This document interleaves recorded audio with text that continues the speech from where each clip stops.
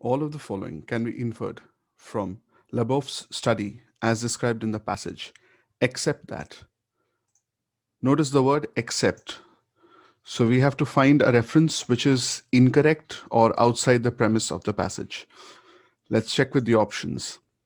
Option 1 states, the average call pulse rate of male northern elephant seals at Ano Nuvo Island increased from the early 1970s till the disappearance of dialects.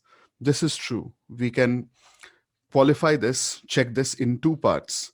First, we see in the fourth paragraph that the call pulse rate, the frequency of the average call pulse rate of the male northern elephant seals was increasing as studied in the 1970s. We can see it here. But the average pulse rate was changing. Immigration could have been responsible for this increase. Notice the word increase. As in the early 1970s, 43% of males on Ano Nuvo had come from southern rookeries that had a faster pulse rate. And then we can see that this stopped in the following decades. We can see this from the fifth paragraph. Here it says, in the decades that followed, scientists noticed that the geographical variations reported in 1969 were not obvious anymore. In the early 2010s, while studying northern elephant seals on Ano Nuvo Island, researcher Carolyn Casey noticed too that what Leboeuf had heard decades ago was not what she heard now. By performing more sophisticated statistical analyses on both sets of data, Casey and Leboeuf confirmed that dialects existed back then but had vanished. So we can confirm that average call pulse rate of male northern elephant seals at Ano Nuvo Island increase from early 1970s till the time in about 2010s it was discovered that these dialects had disappeared. So one is true according to the passage, it can be inferred from the passage, so we can eliminate option 1. Option 2 states, changes in population and migration had no effect on the call pulse rate of individual male northern elephant seals. This is almost a direct reference. We can see it here from the beginning of the fourth paragraph. At the individual level, the pulse of the calls stayed the same. A male would maintain his vocal signature throughout his lifetime. So again, this is true according to the passage. We can eliminate option 2. Option 3 states, the influx of new northern elephant seals into Ano Nuvo Island would have soon made the call pulse rate of its male seals exceed that of those at Isla Guadalupe. But this is incorrect. Now, while we can see that the call pulse rate at Ano Nuvo Island among the northern elephant seals was increasing, this we have already seen from these lines, as we have checked with for option A, option 1. But we can also see that this was still not enough to have exceeded that of Isla Guadalupe. We can see here what we found is that the pulse rate increased, but it still remained relatively slow compared to the other colonies we had measured in the past. Leboeuf told me. This is mentioned about Leboeuf and his researchers and their work based on the Ano Nuvo Island in California. Isla Guadalupe was the foundation colony, the founding colony. So it's quite possible that these would have kept on increasing. It is probably studied that these would have kept increasing, but the pulse rate of its male seals would not have exceeded that of those at Isla Guadalupe. So this is incorrect according to the passage. We cannot infer this. Hence, 3 is a valid answer. Option 4 states, male northern elephant seals might not have exhibited dialects had they not become nearly extinct in the 19th century. Again, this is true. We can infer this in two parts. The first being, we can see from the second paragraph, all the northern elephant seals that exist today are descendants of the small herd that survived on Isla Guadalupe after the near extinction of the species in the 19th century. As the tiny population grew, northern elephant seals started to recolonize former breeding locations. And then skip forward to the fourth paragraph, and we see immigration could have been responsible for this increase in the average pulse rate as given by the preceding statement, as in the early 1970s, and so on. So, if said immigration had not happened, then, as we see here, had they not become nearly extinct. So, we have a three-step process here. If there had not been the near extinction of the species, they probably wouldn't have recolonized to the former breeding locations. The immigrations wouldn't have happened. If the immigrations hadn't happened, then it's possible that this increase in the average pulse rate of the calls would not have happened. So this is something which can be inferred from the passage. Hence, 4 is also eliminated. Our answer is option 3. From the passage, it can be inferred that the call pulse rate of male northern elephant seals in the southern rookeries was faster because the reference to southern rookeries is here in the fourth paragraph. Let's check with the options. Option A states the male northern elephant seals of Isla Guadalupe with faster call pulse rates might have been the original settlers of the southern rookeries. This is perfect. This is what gives us the reason. To begin with, we can see that Isla Guadalupe, mentioned here in the second paragraph, has been established as the founder colony. All the northern elephant seals that exist today are descendants of the small herd that survived on Isla Guadalupe after the near extinction of the species in the 19th century.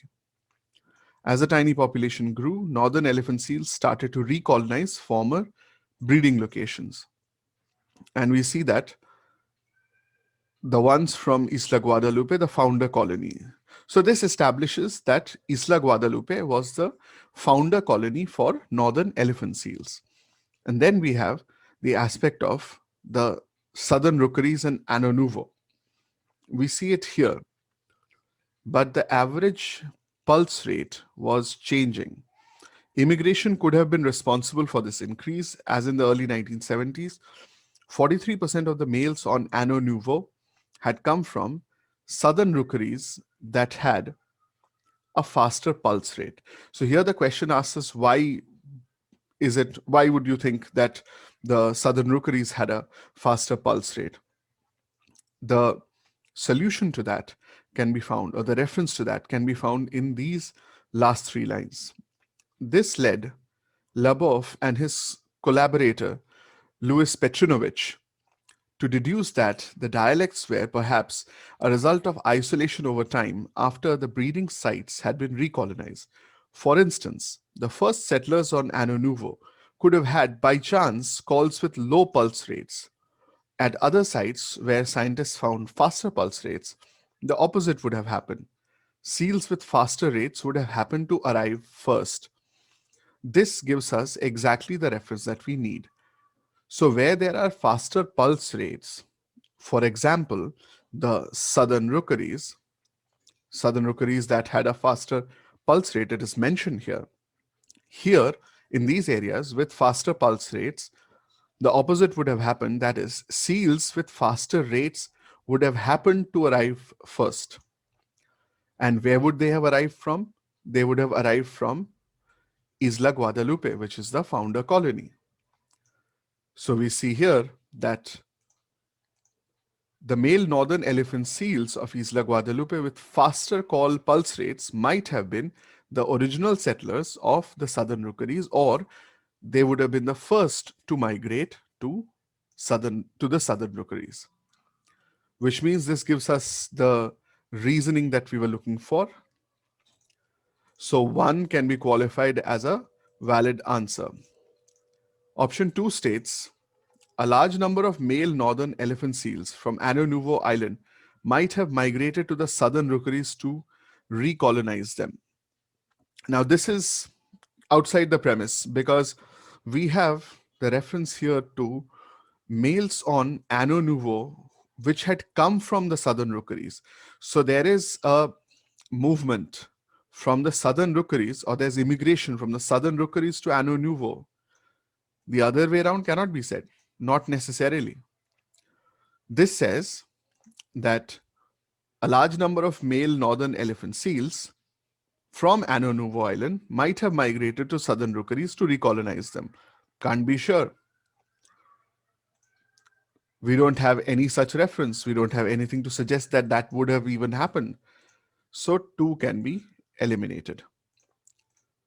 Option 3 states, a large number of male northern elephant seals migrated from the southern rookeries to Ano Nouveau Island in the early 1970s. All right. So as we saw from option 2, this is opposed to that. This is what we were looking at. So yes, males of the Ano Nouveau Island had come from southern rookeries. So from migrated from southern rookeries, as this says, to Ano Nouveau Island is okay.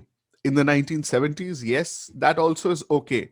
But that would have made a difference to Ano Nouveau, not to the southern rookeries. Why were the call pulse rates of the seals in the southern rookeries faster? This option suggests that the call pulse rates at the Ano Nouveau Islands were faster because of the migration of the seals from the southern rookeries. But that's not what we are looking for. The question is something else. The question is, why were the call pulse rates of the seals in the southern rookeries faster? So we realize that though 3 is true, according to the passage, it is still outside the premise of the question, irrelevant to the question. So 3 can be eliminated.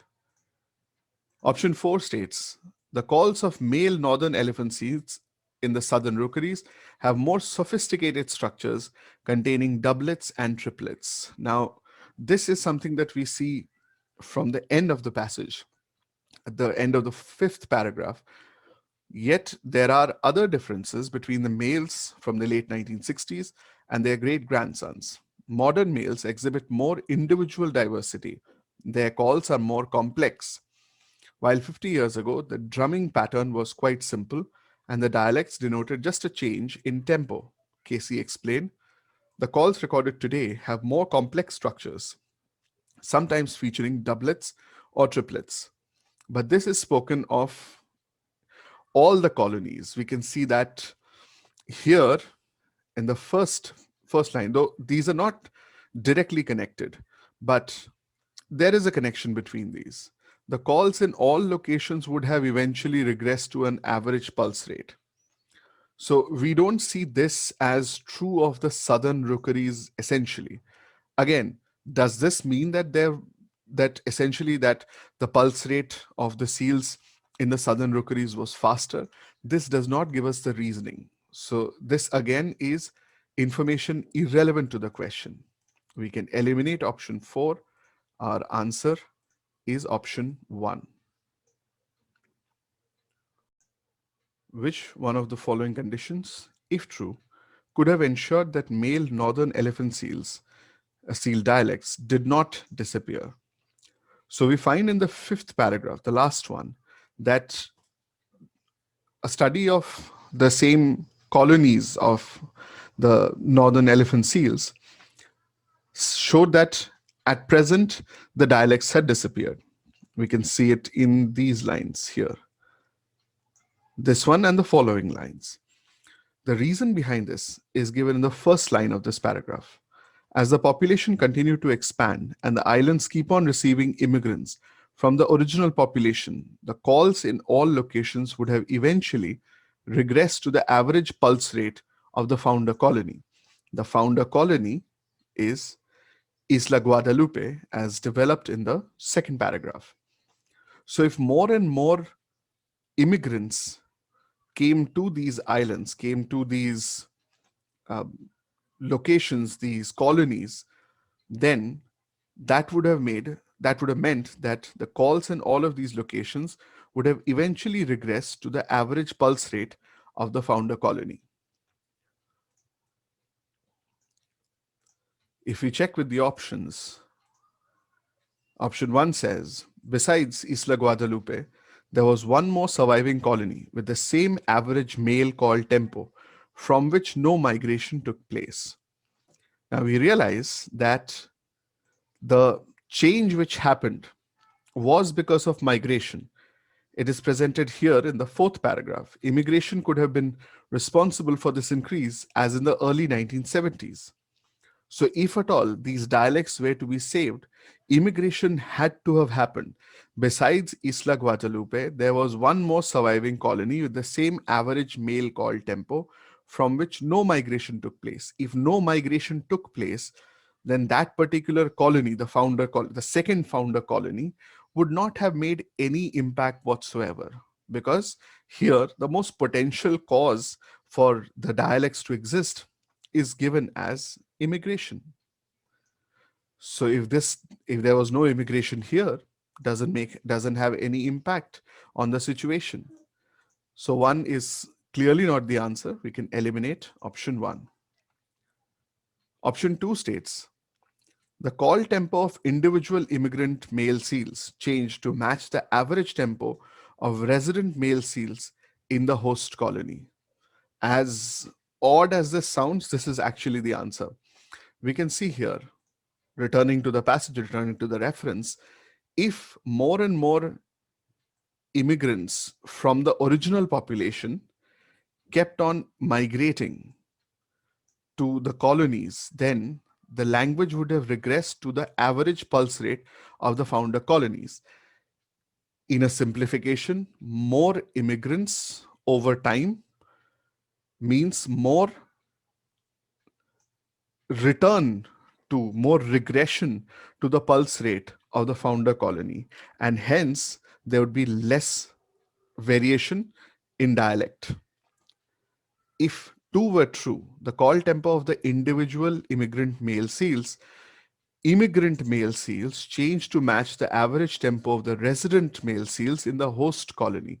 So in the host colony, say Anno Nouveau, or maybe even the southern rookeries, in these places, we had a population, the population of resident male seals, which had a lot of diversity in their language, in their call pulse rates, and hence there was dialect.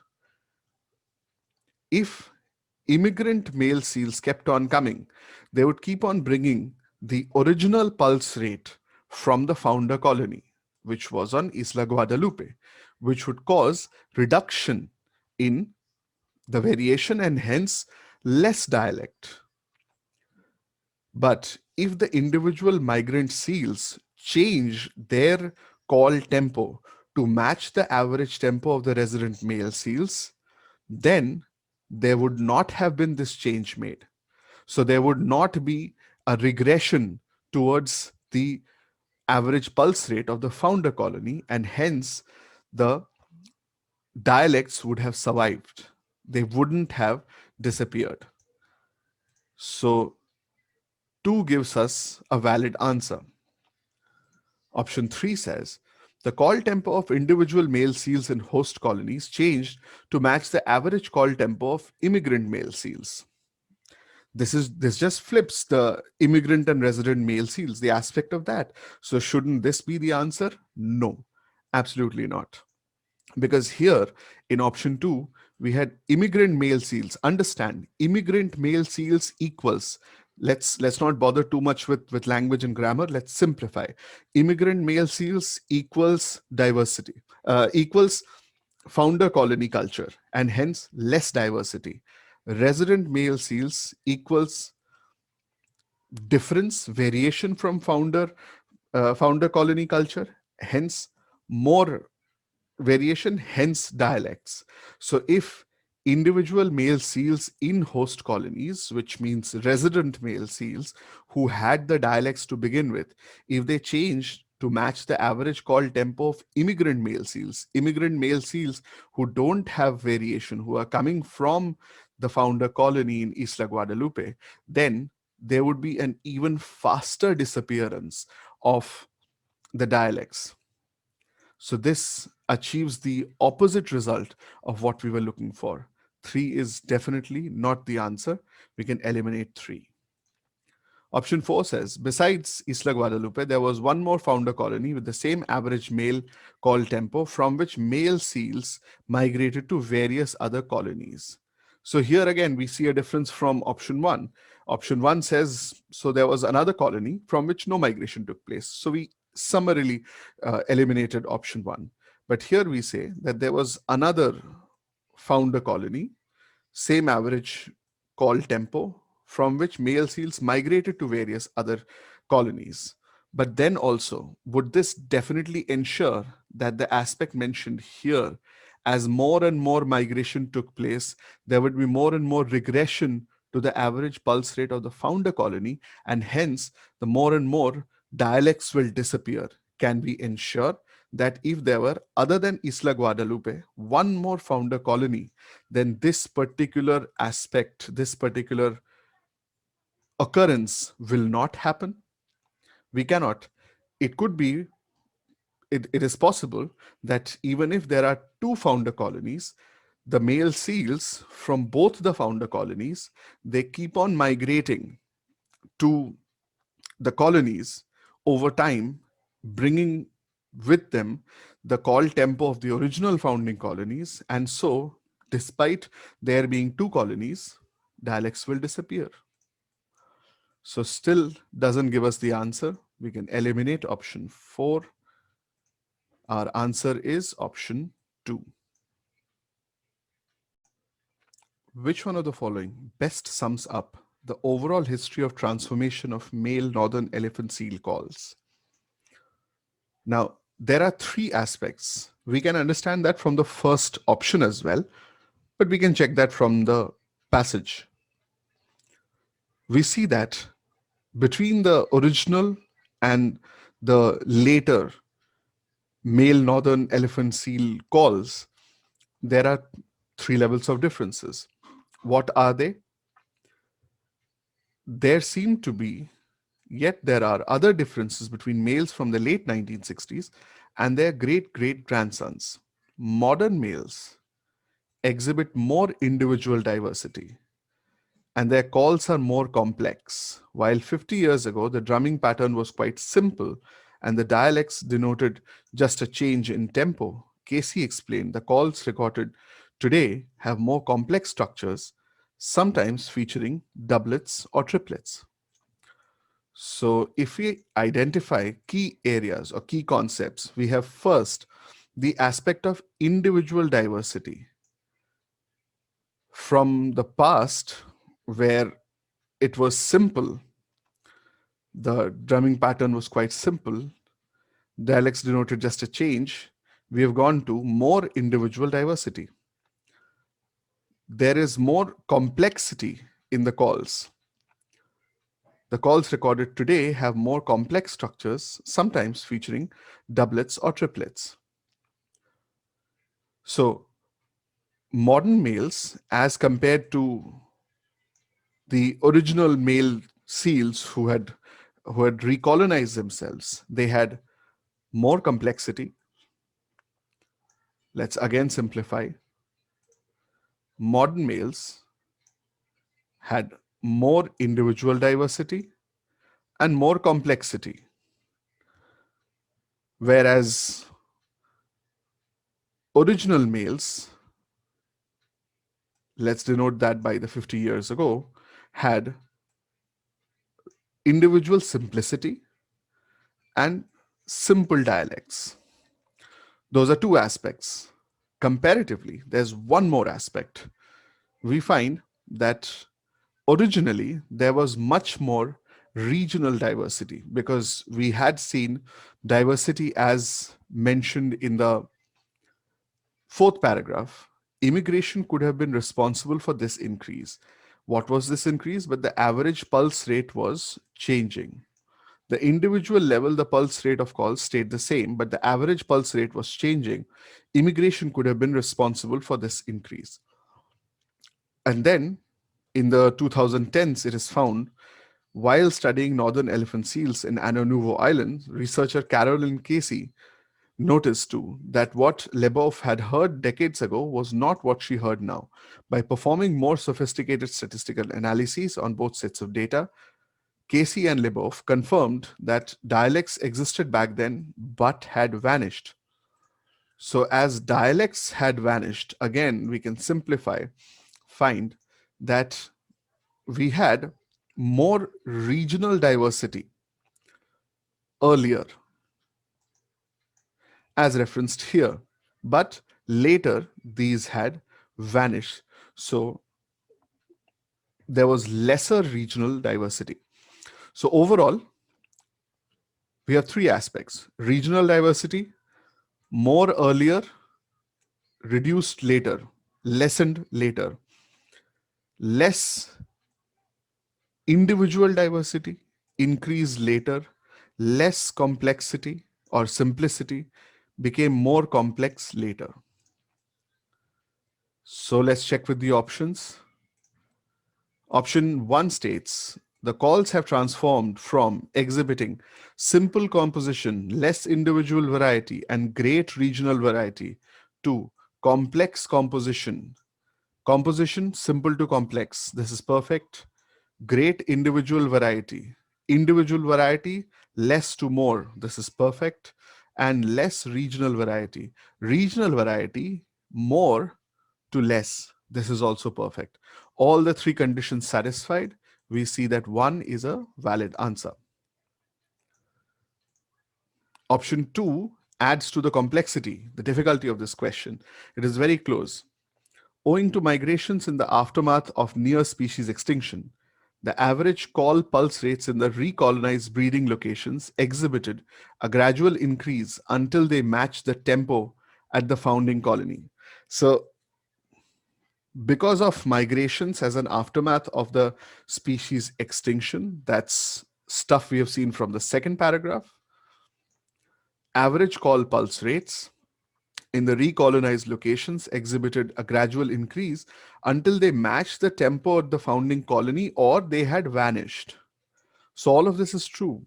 But the only problem is, owing to migrations in the aftermath, this is definitive, while the passage mentions this tentatively, possibly. Immigration could have been responsible. So, this here is a slight but noticeable generalization. Comparatively, we have a better answer in option 1, so option 2 can be eliminated. Option 3 states, owing to migrations in the aftermath of near species extinction, the calls have transformed from exhibiting complex composition, less individual variety, and great regional variety to simple composition, less individual variety, and great regional variety. Two problems.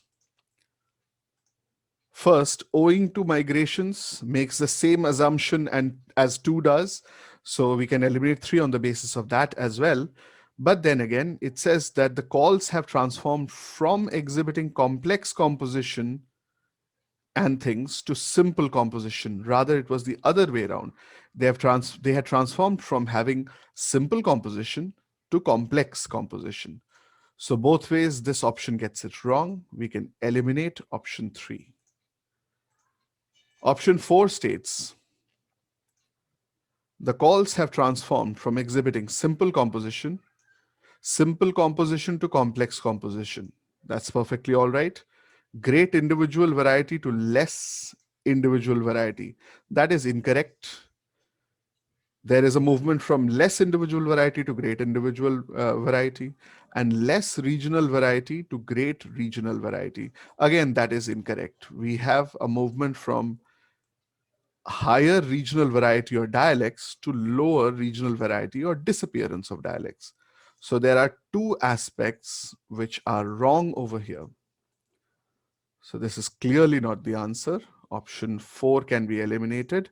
Our answer is option 1. Statement 1 says, tensions and sometimes conflict remain an issue in and between the 11 states in Southeast Asia. These states have been listed: Brunei Darussalam, Cambodia, Indonesia, Laos, Malaysia, Myanmar, the Philippines, Singapore, Thailand, Timor-Leste, and Vietnam. Statement 2 says China's rise as a regional military power and its claims in the South China Sea have become an increasingly pressing security concern for many Southeast Asian states. 3 states. Since the 1990s, the security environment of Southeast Asia has seen both continuity and profound changes. Finally, these states, 4 states. These concerns cause states from outside the region to take an active interest in Southeast Asian security.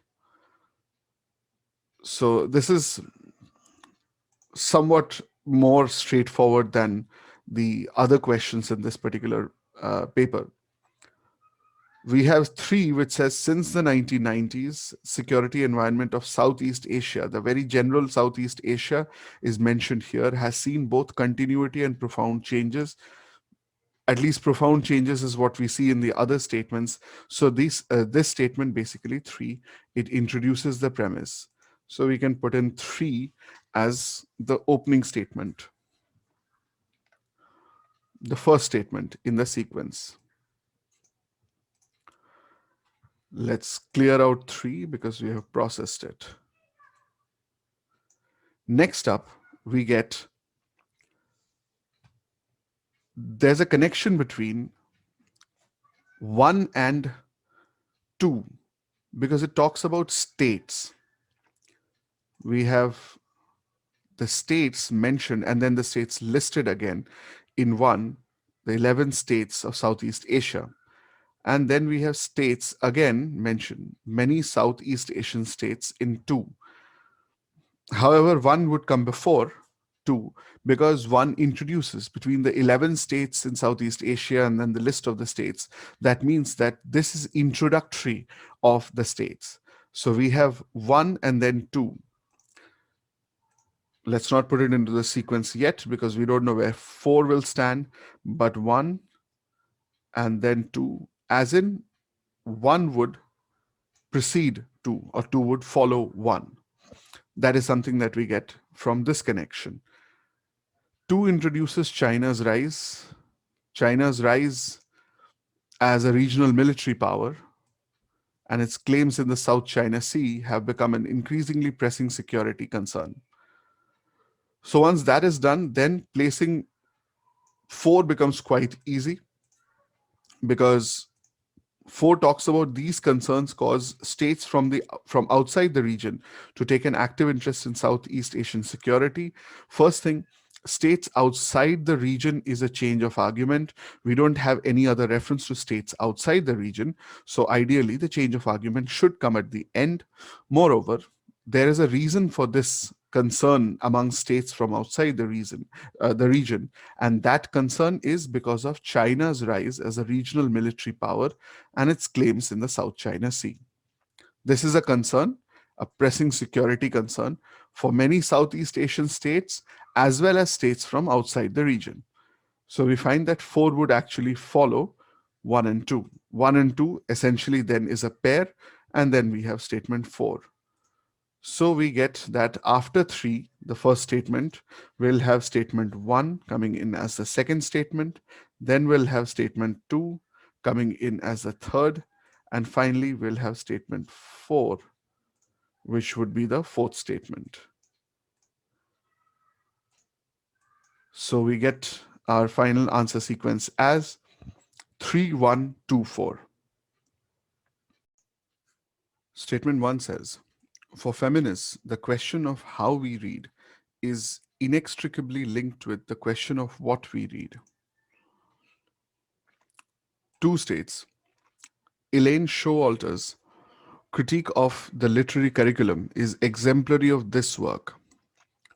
3 states, androcentric literature structures the reading experience differently depending on the gender of the reader. 4 says, the documentation of this realization was one of the earliest tasks undertaken by feminist critics. 5 says, more specifically, the feminist inquiry into the activity of reading begins with the realization that the literary canon is androcentric and that this has a profoundly damaging effect on women readers. Now, this is a very confusing question because all statements seem to be connected here. So, for once, we'll have to resort to drawing connections. We don't usually unjumble the statements in an odd statement question, but here we'll have to. So, if we see, the most general statement is one. Hence, one begins the passage here. For feminists, the question of how we read is inextricably linked with the question of what we read. This connects to statement 5, which says more specifically the feminist inquiry. How do we get this connection? The question for feminists, the question or the feminist inquiry into the activity of reading, how we read. So, this in essence refers to the same thing, with the realization that the literary canon is androcentric and that this has a profoundly damaging effect on women readers. So 1 and 5 are connected. We see here that this then connects with 4. That can be seen from the word realization. The documentation of this realization, and we have with the realization that the literary canon is androcentric, given in 5. The documentation of this realization was one of the earliest tasks undertaken by feminist critics. So again, undertaken by feminist critics, feminist inquiry, for feminists, the questions, all of these, as we see then, are connected. So we can eliminate these 3 statements. We can eliminate statement 1, 4, and 5. These are not the odd statements. Now comes the problem, because these 2 statements are so generalized, we are not sure what any of these connects with. Let's check 2 first. Elaine Showalter's critique of the literary curriculum is exemplary of this work. We can still find that this statement connects because first it says this work. This work might connect with androcentric literature, but that makes less sense than it connecting with the documentation or the question that is being analyzed. So, more specifically, the feminist inquiry into the activity of reading and such. Exemplary of this work is the documentation of this realization was one of the earliest tasks. So, tasks and work can finally be connected. So, we find that 2 then connects with at least 2 of the other statements. And these 2 statements, 4 and 5, they form a premise connection with 1. That suggests that 3 is the odd statement. Now, the one thing that throws us off is androcentric literature. We do have the mention of androcentric in 5, but we'll see that that's actually a distraction. Another thing that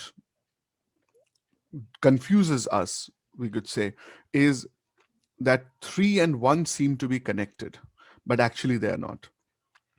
3 says androcentric literature structures the reading experience differently depending on the gender of the reader.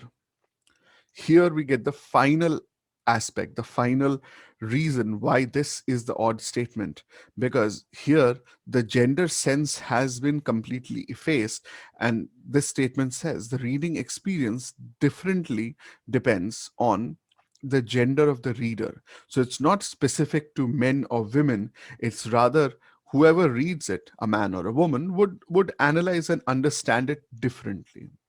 But that said, we now see that all of the other statements, they either speak about the women's perspective or the feminist perspective. We have this aspect in 1 for feminists, in 4 for feminist critics, in 5 feminist inquiry, damaging effect on women readers, and finally, in 2, we have Elaine Showalter's critique of the literary curriculum.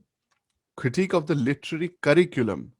That connects with the question of what we read, how we read, earlier stance taken by feminist critics, and then the activity of reading begins with. So finally, we see that 2 also connects with the premise, while 3, although very close, has some difference with the premise, some factor which differentiates it. So 3 can be qualified. Finally, we get the answer as 3. In the context of the passage, which one of the following can be inferred with regard to the use of currency during the Tang era? Option 1 states, currency that deteriorated easily was not used for official work. This is incorrect. We can see that from the 4th paragraph. The first line of the 4th paragraph says the government also required the use of textiles for large transactions. If government used it, then it was used for official work. And then again, it is stated in the last statement, grain, because it rotted easily, was not used nearly as much as coins and textiles, but taxpayers were required to pay grain to the government as a share of their annual tax obligations, and official salaries were expressed in weights of grain. So again, grain was also used for official work, as in government work. It is stated that the most durable are coins, grain and textiles, they deteriorate easily. So we can see that 1 is not true according to the passage. So 1 can be eliminated.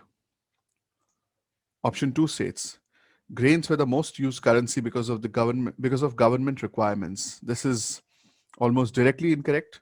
We can see it here in the 4th paragraph. In fact, we have just seen the reference. Grain, because it rotted easily, was not used nearly as much as coins and textiles. Clearly against the passage, 2 can be eliminated. Option 3 states, currency usage was similar to that of modern times.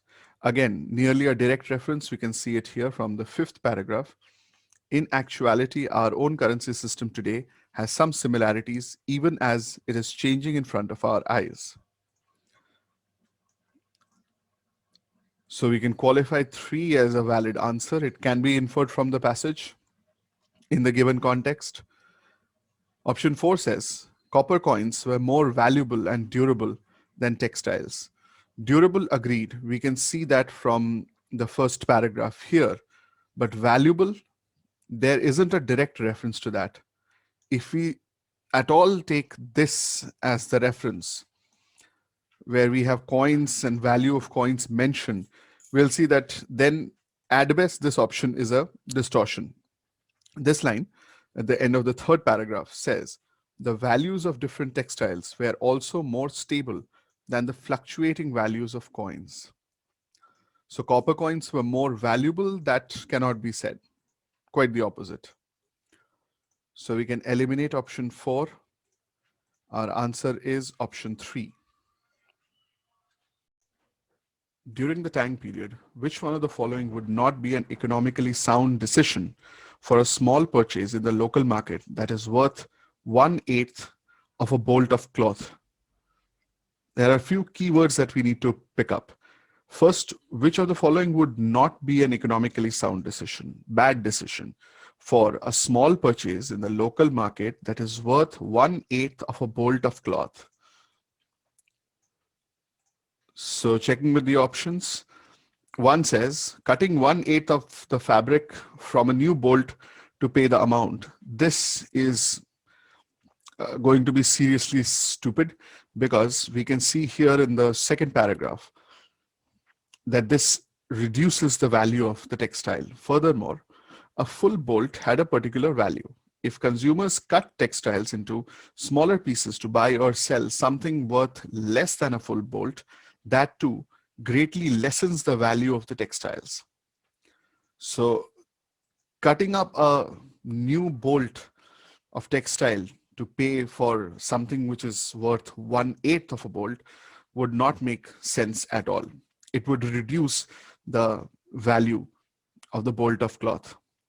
So 1 is a valid choice. Option 2 states, using coins issued by the government to make the payment. Absolutely, why not?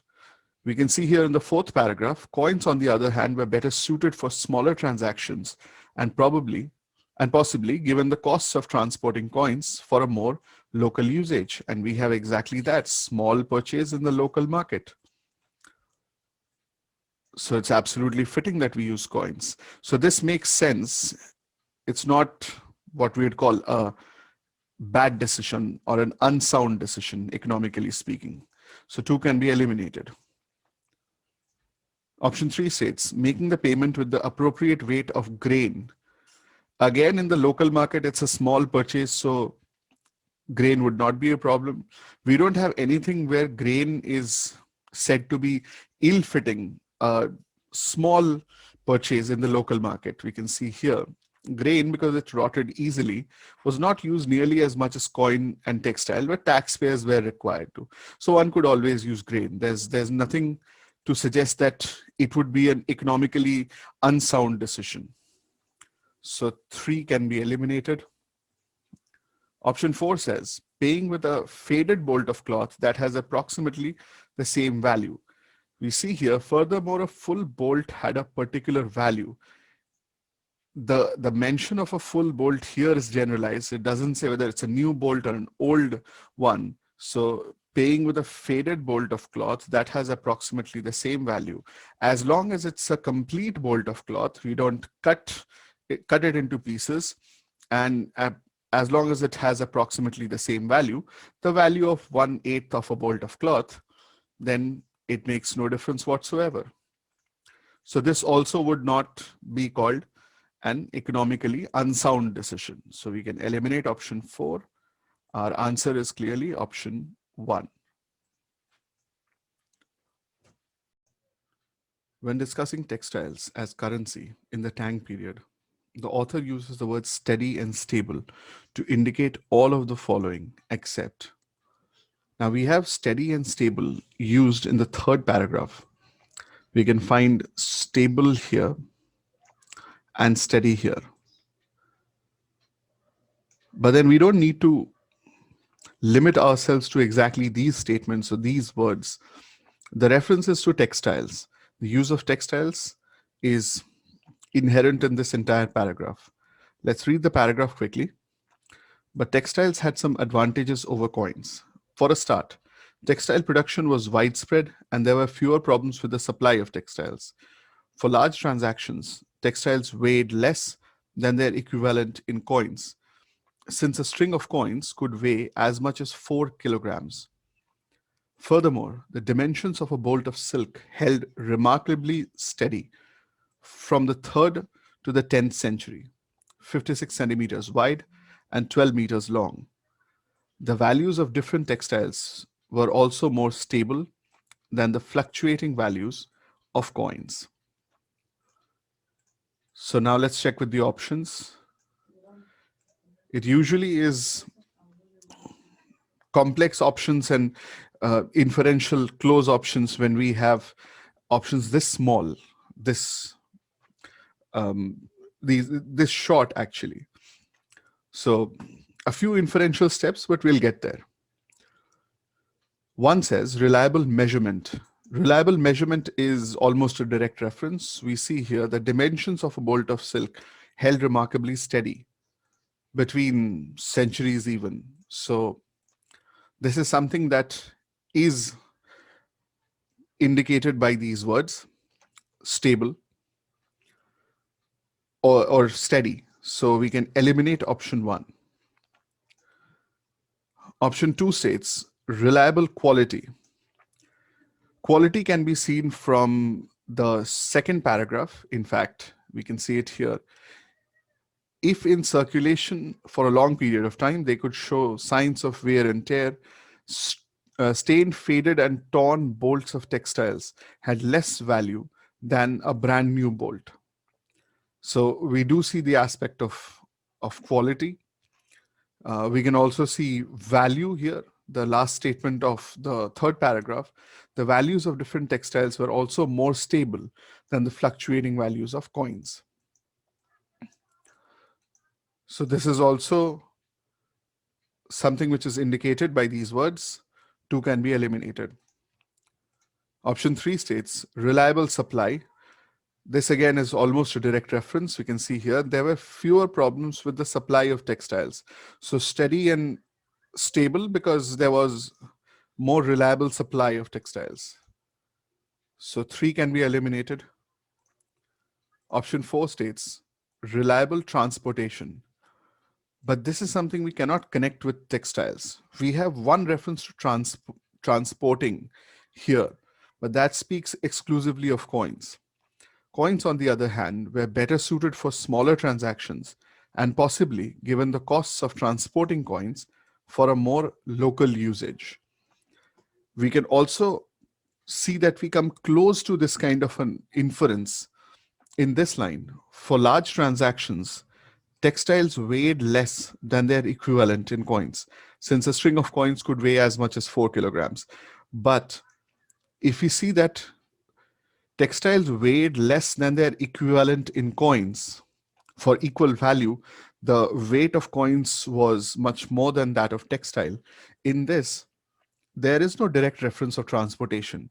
Would it help in transportation? Yes, but does this necessarily speak about transportation? Not necessarily. Does that necessarily guarantee reliable transportation? It doesn't. So reliable transportation is something that we cannot connect with these words and the aspect of textiles used as currency in the Tang period. So we find that 4 is a valid answer. Our answer is option 4. According to the passage, the modern currency system shares all the following features with that of the Tang, except that.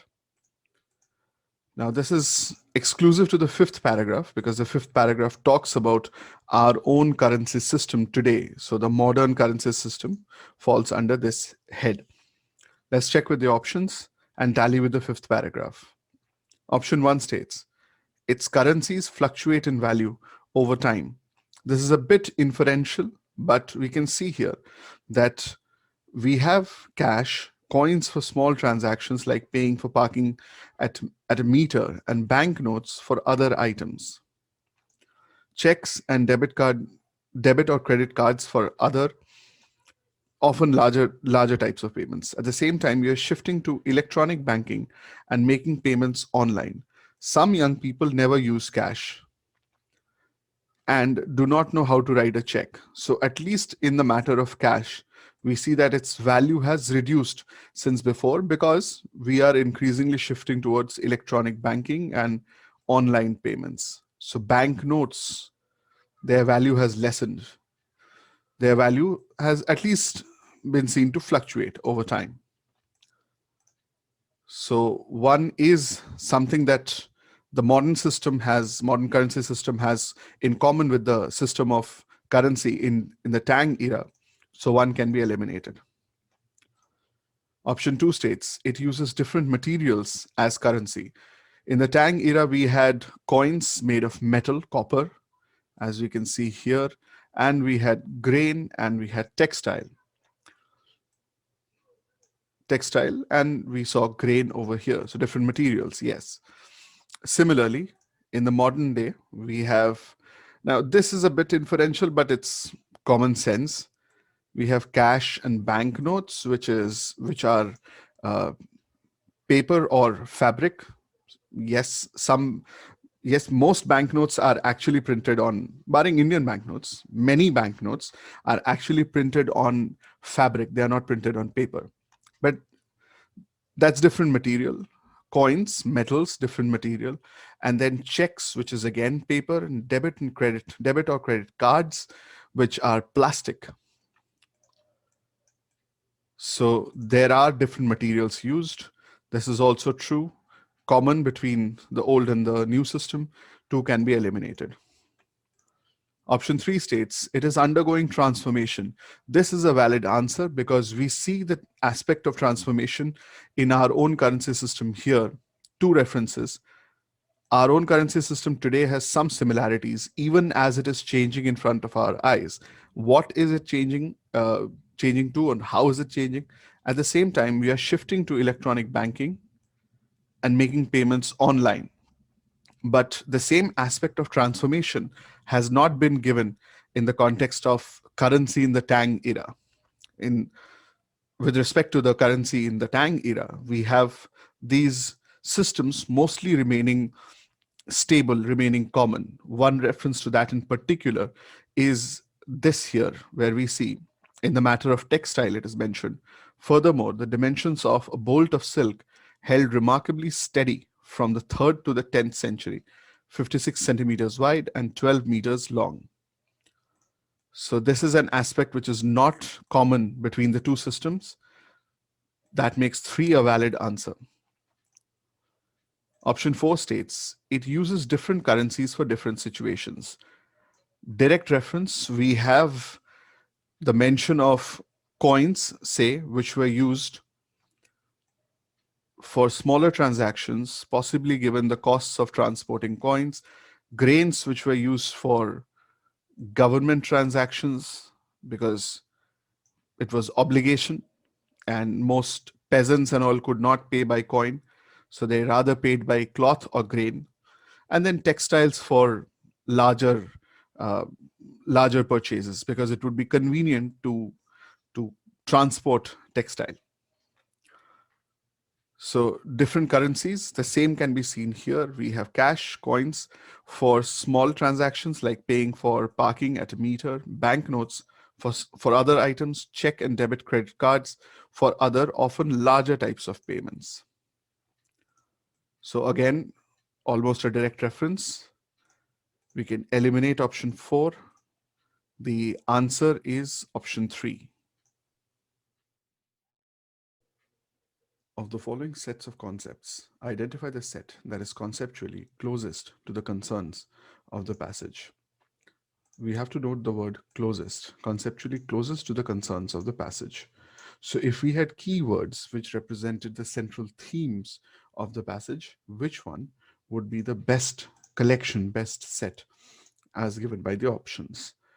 Now, if we check one says anarchism, state, individual, freedom. These are all important keywords. First off, anarchism is very important because anarchism is the central idea of this passage. So we see anarchy and the many forms of this word repeated again and again throughout the passage. We see anarchism here. We see anarchism here. There is talk of anarchists.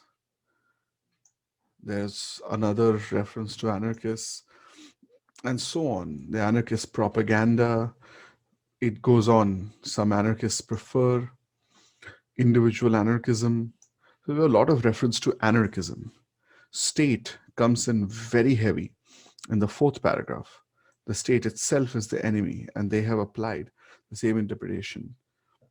This is not merely because every state keeps a watchful and sometimes punitive eye on its dissidents, but because every state protects the privileges of the powerful. There are other places where we can infer there being a reference to state. We can see, say, from the 1st paragraph, we can see that the evolution of political ideas, anarchism can be seen as the ultimate projection of both liberalism and socialism, and differing strands of anarchist thought can be related to the emphasis of one or the other of these. This is a reference to anarchists, anarchism, thoughts on anarchism. We see here the gulf between rich and poor in any community, the reason why the poor have been obliged. Now, part of this, the community aspect, it also suggests a state. We have this here. It had ended not only with a reign of terror and the emergence of a newly rich ruling caste, but with a newly adored emperor. So Here also we have some references to state. We do have the idea of a particular government. State in that sense as well works. We have individual mentioned in the last two paragraphs, a direct reference here. We have protecting our own autonomy here, and there is another reference to individual in individualist anarchism. So individual anarchism, that is something that we see a part of this particular aspect. So there may be other passing references to individualism or individual. And then finally, we have freedom. Freedom comes in here in this particular reference. Again, we have freedom here in autonomy and associating with others for common advantage. We are promoting the good of all. There are references to freedom at certain levels where we see the word anarchy comes from the Greek anarchia, meaning contrary to authority or without a ruler. So, in a sense, this is also talking about freedom, being free of the rule of law, let's say, and things like that. So, we see that overall there are multiple references to all of these aspects, which qualifies this as quite a valid answer. For that matter, any of these options would be a valid answer because they would, unless they are talking about something completely outside the premise, they would still gel with something in the passage. So far, one seems like a valid answer. Now we have to see comparatively which of the given options are better. Now we can summarily eliminate 2 and 3 because 2 says revolution, state, strike, egoism, and 3 states revolution, state, protection, liberals. Both of these skip the word anarchism or anarchy, which we cannot have. The central theme, the central idea of the passage is anarchism. So we cannot skip that word. Definitely one which states anarchism is much closer as compared to 2 and 3. So we can eliminate options 2 and 3. That's easy enough. 2 and 3 are out. Finally, 4 says anarchism, betrayal, power, and state. Now, in this, state is something that we have checked with option 1, so we don't need to check again. Anarchism is something we have checked with option 1, so we don't need to check again. The differences are power and betrayal. Then again, there are 2 or so references to power. We can see power mentioned here and the powerful, and then we see power mentioned in the following paragraph where it says that in order to maintain state power or such. So it's not the following, the preceding paragraph. It's here, centralized state power. So power might even be an aspect, but we see that one of these aspects is a bit different. We are talking about the powerful here, so not quite as much. Despite that, we had one or two references of state, we had one or two references of freedom, others were inferential, so we can allow this. But the problem comes with betrayal. So we have, let's say, three words which are okay, which in comparison to one hold their ground. Betrayal causes the problem. We see there is only one reference to betrayal here. And then, too, if we read this line, we realize that betrayal is not that strong an aspect.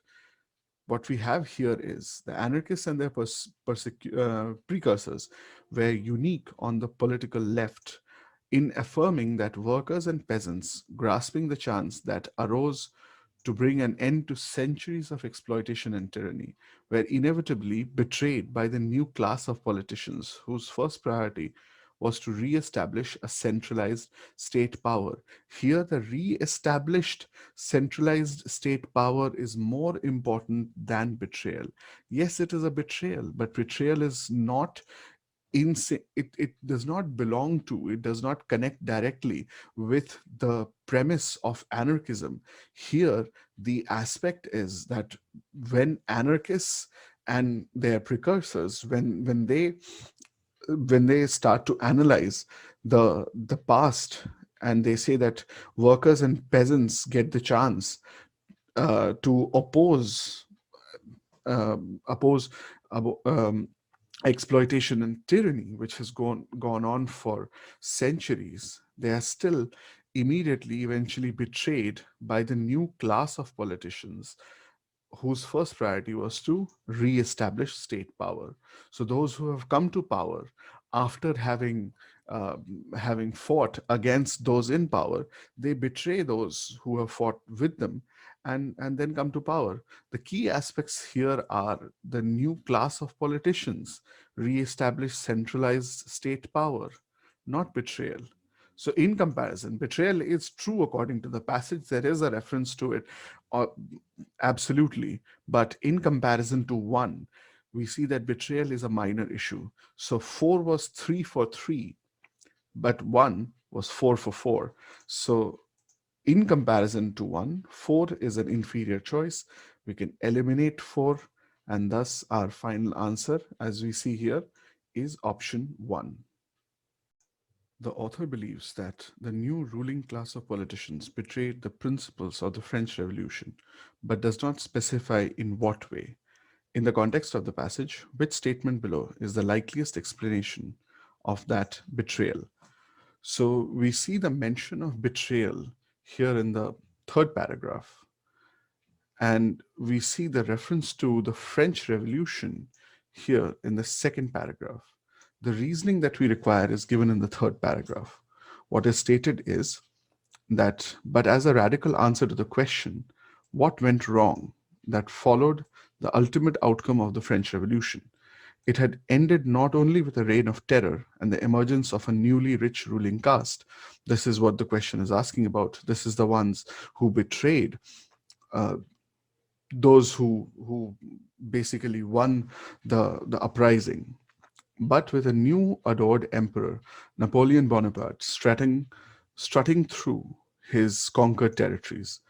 The anarchists and their precursors were unique on the political left in affirming that workers and peasants, grasping the chance that arose to bring an end to centuries of exploitation and tyranny, were inevitably betrayed by the new class of politicians whose first priority was to re-establish a centralized state power. After every revolutionary uprising, usually won at a heavy cost for ordinary populations, the new rulers had no hesitation in applying violence and terror, a secret police, and a professional army to maintain their control.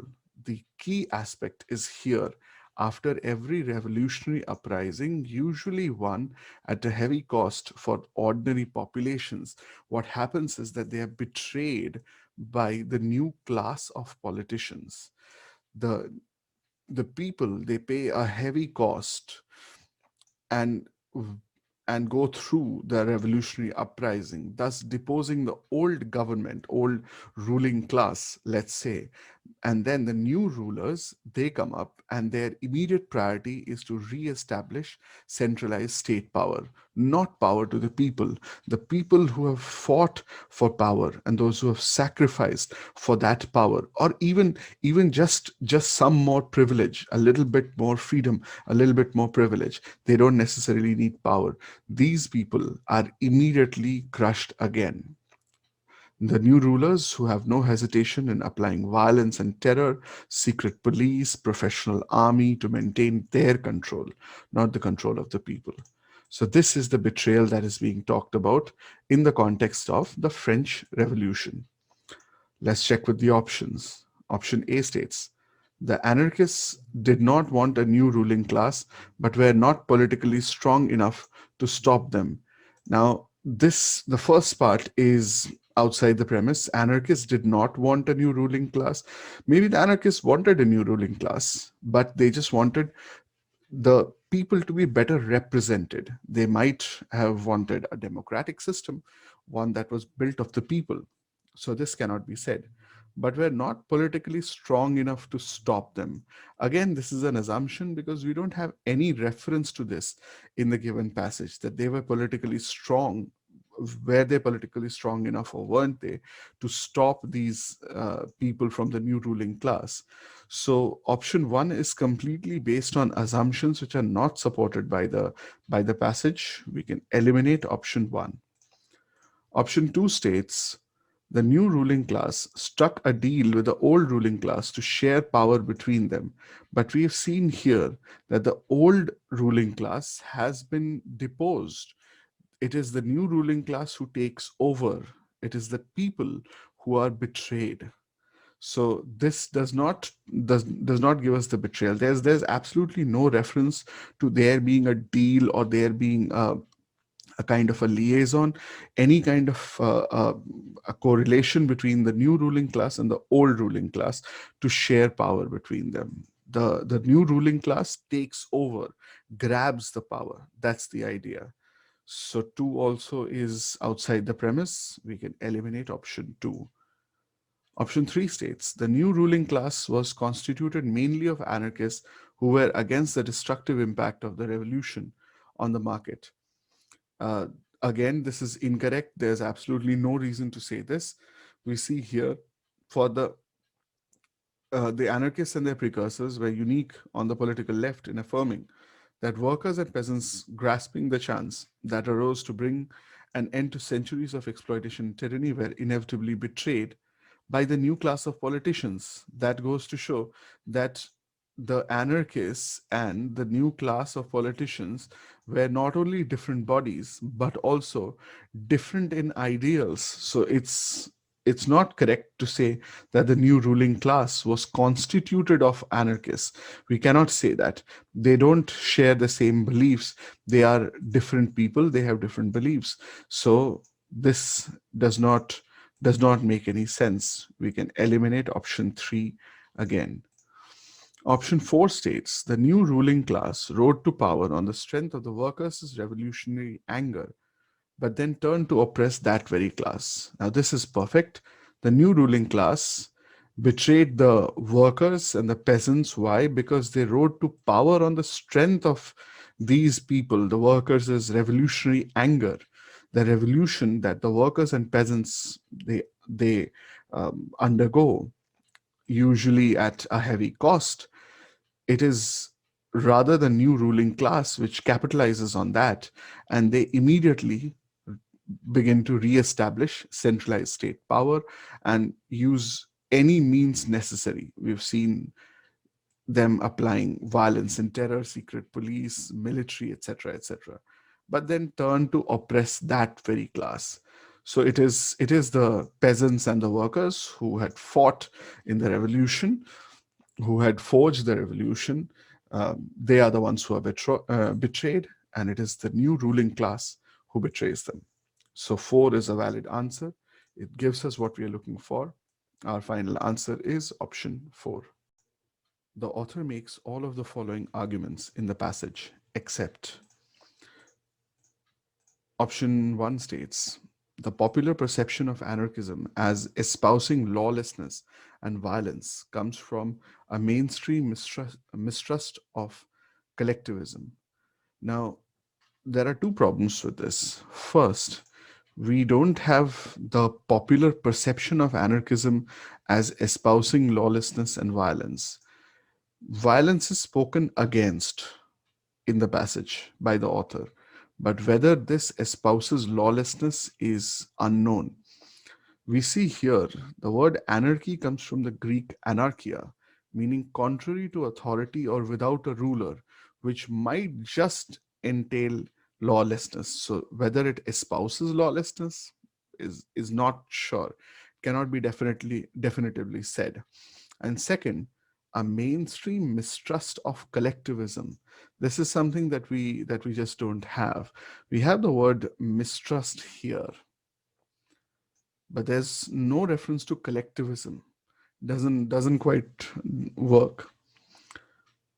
So we find that this is largely outside the premise. So you can qualify 1 as a valid answer.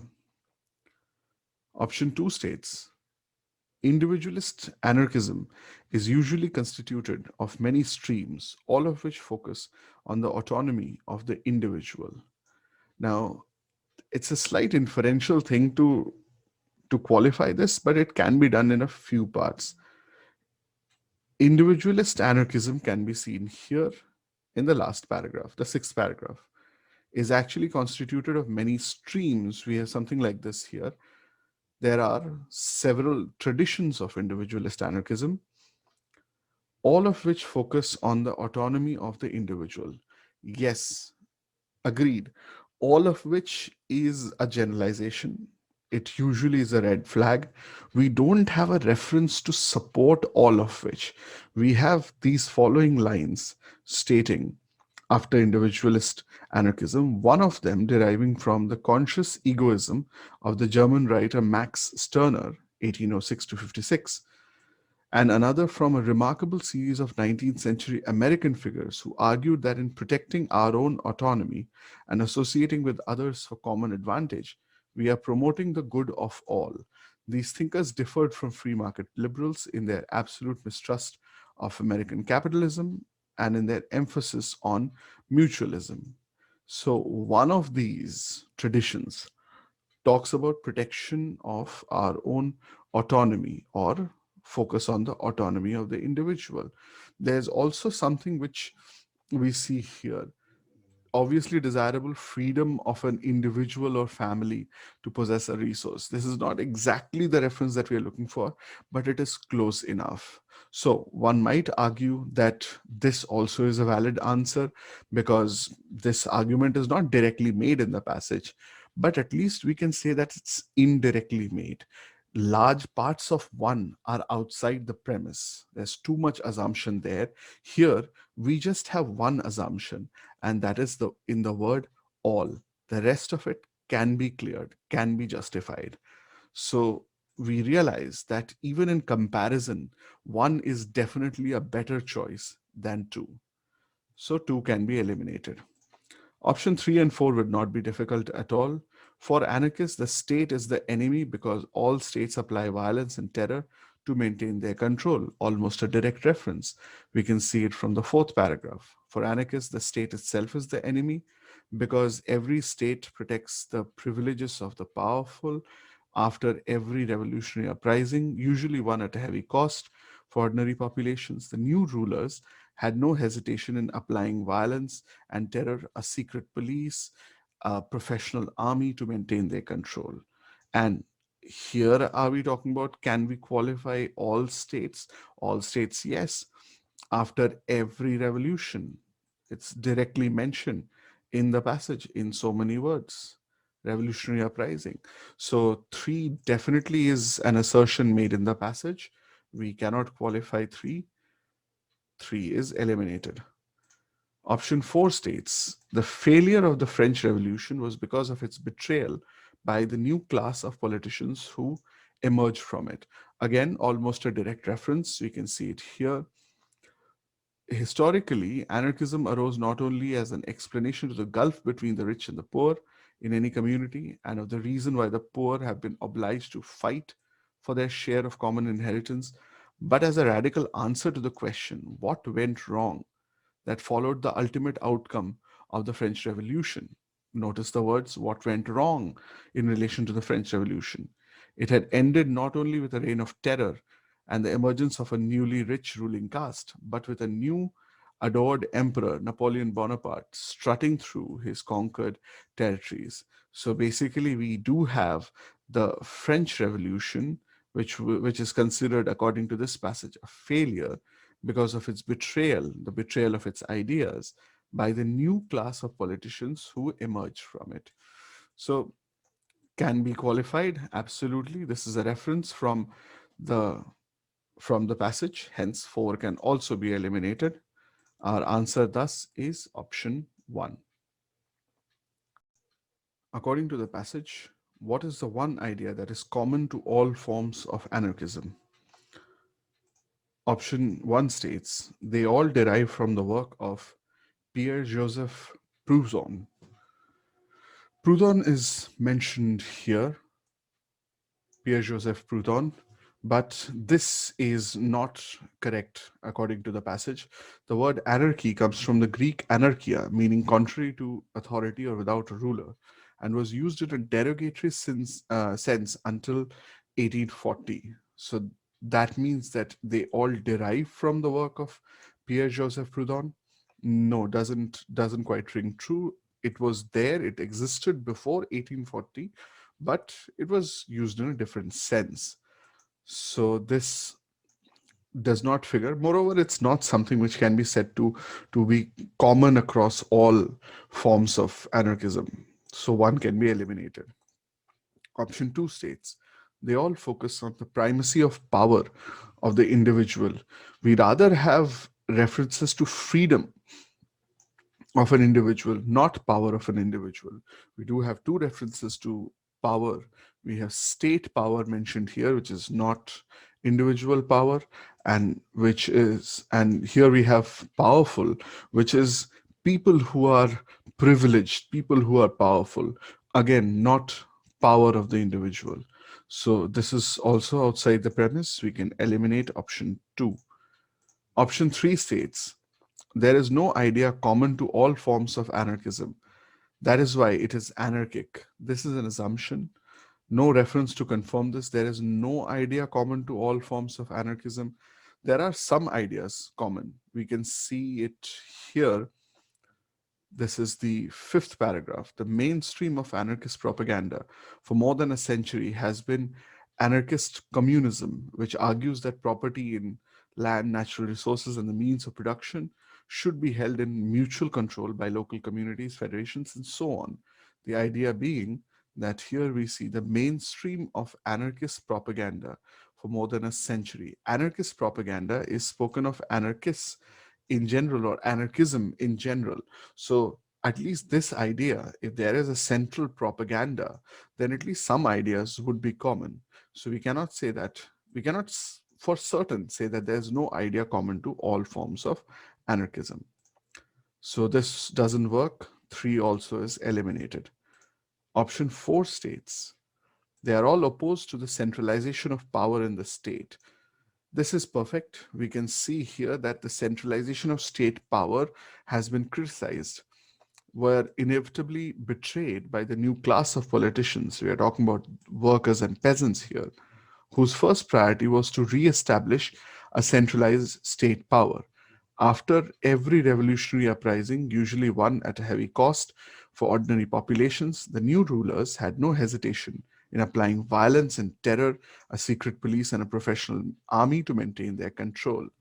For anarchists, the state itself is the enemy, and they have applied the same interpretation to the outcome of every revolution of the 19th and 20th century, which means that all forms of anarchism hold the same, that the state itself is the enemy. So, this is an idea that is common to all forms of anarchism. So, we finally have the answer that we seek. Four is qualified. Our final answer, thus, is option four.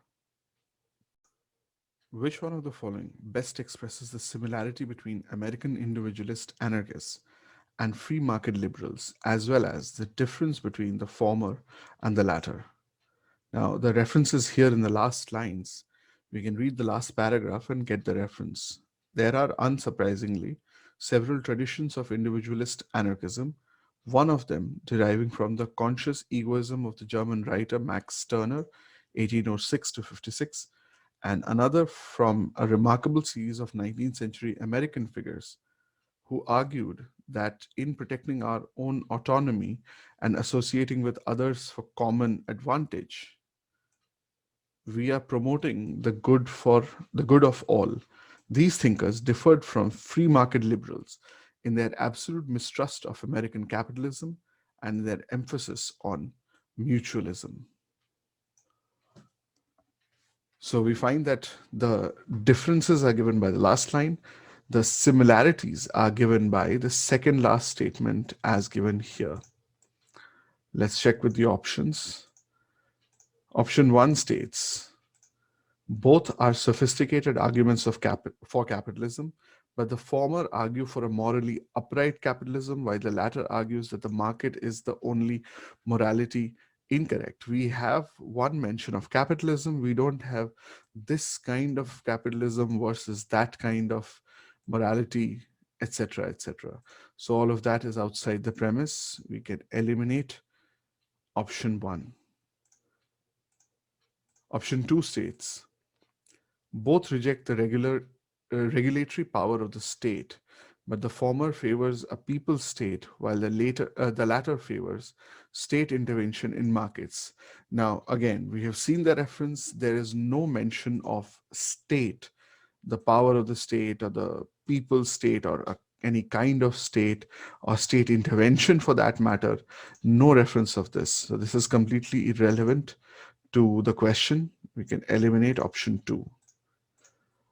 Option 3 states both prioritize individual autonomy, but the former also emphasize mutual dependence, while the latter do not do so. This is perfect.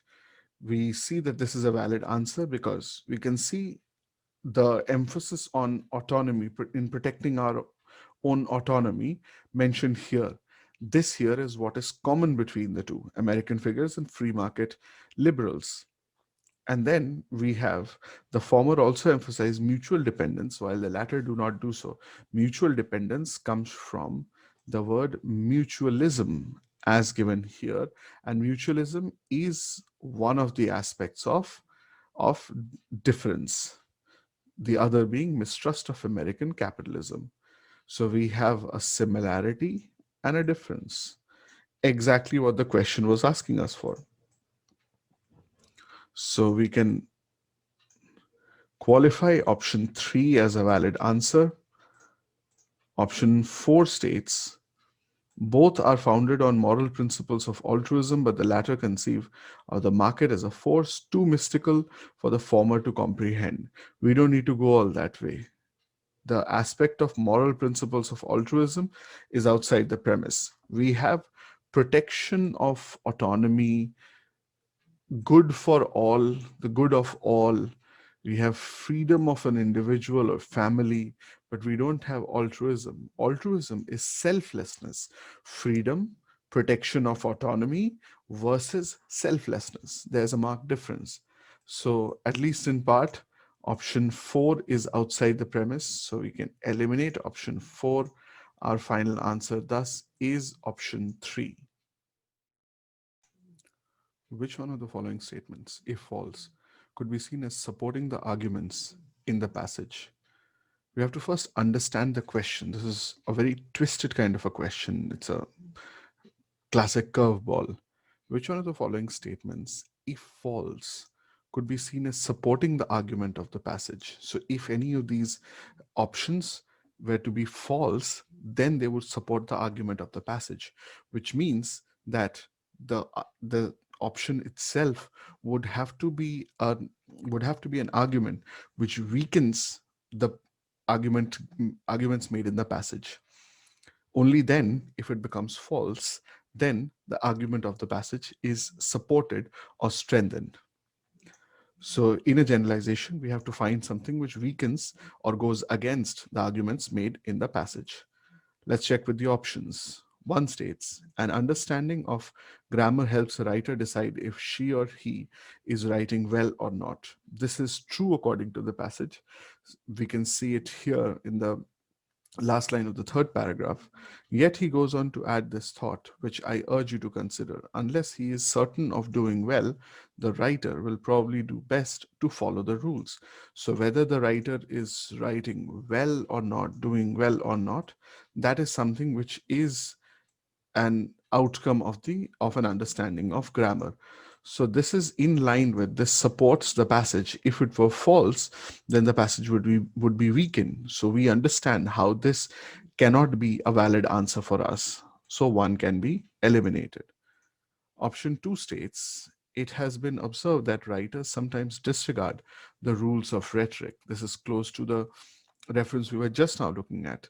Even William Strunk, that Mussolini of rhetoric, recognized the delicious pliability of language. It is an old observation, he writes, that the best writers sometimes disregard the rules of rhetoric. Again, this is true according to the passage, so we cannot have this as an answer.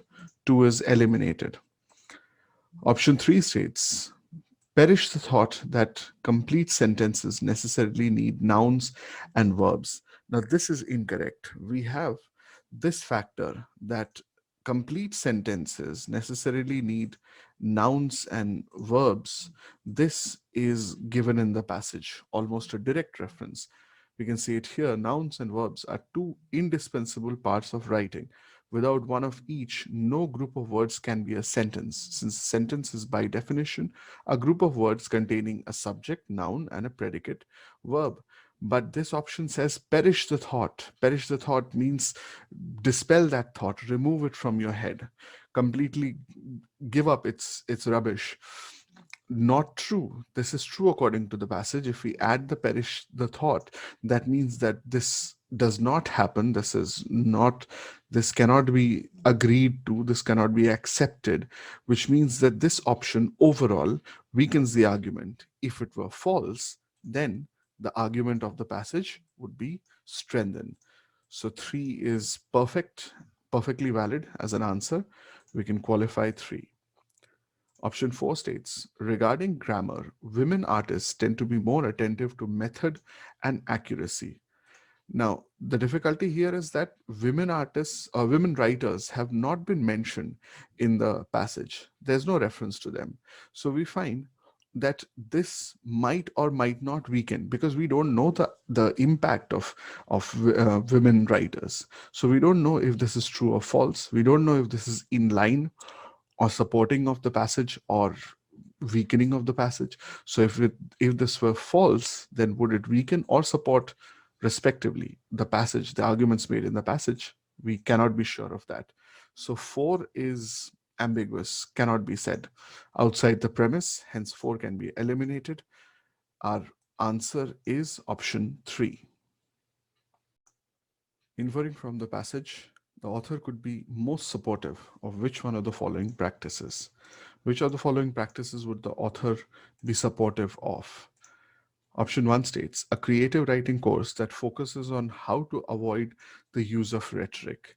There's no need for this. There are at all 2 references to rhetoric in the passage. One is here in the 3rd paragraph, and the second is here in the 5th paragraph.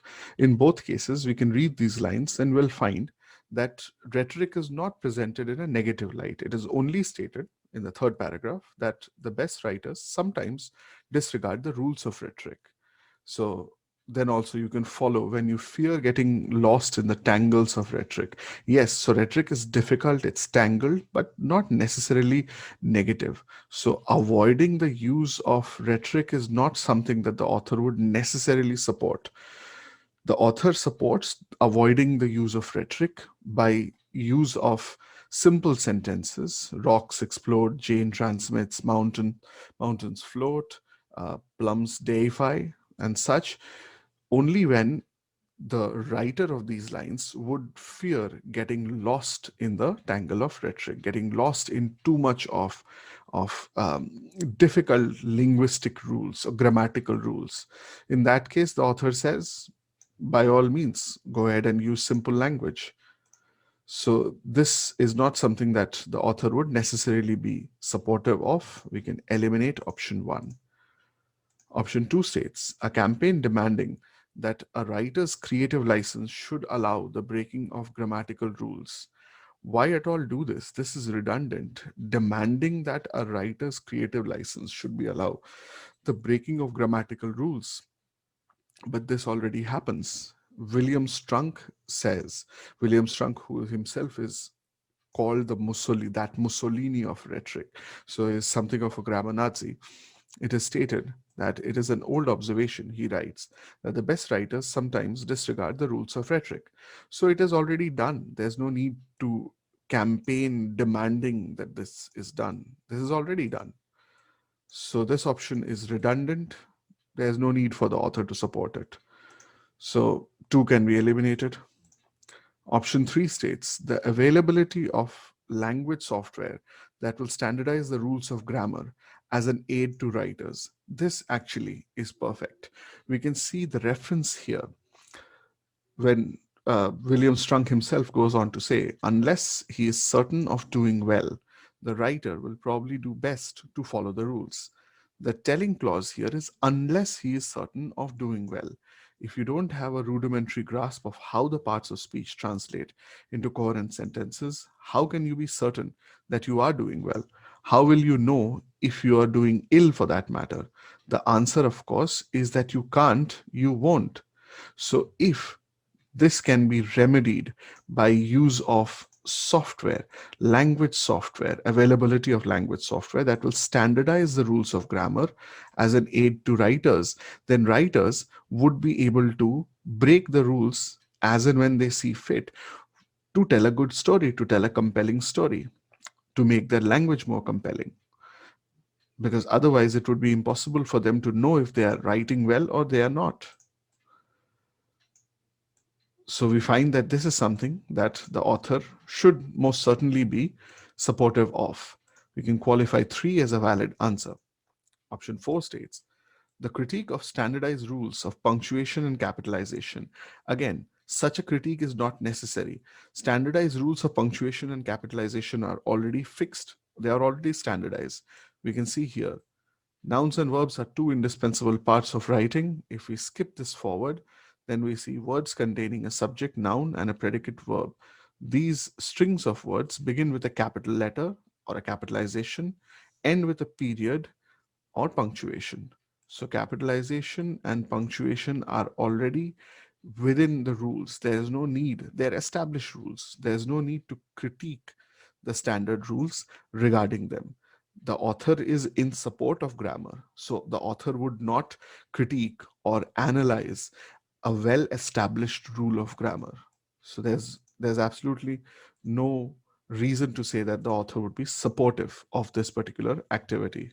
4 can be eliminated. Our answer is option 3. Which one of the following quotes best captures the main concern of the passage?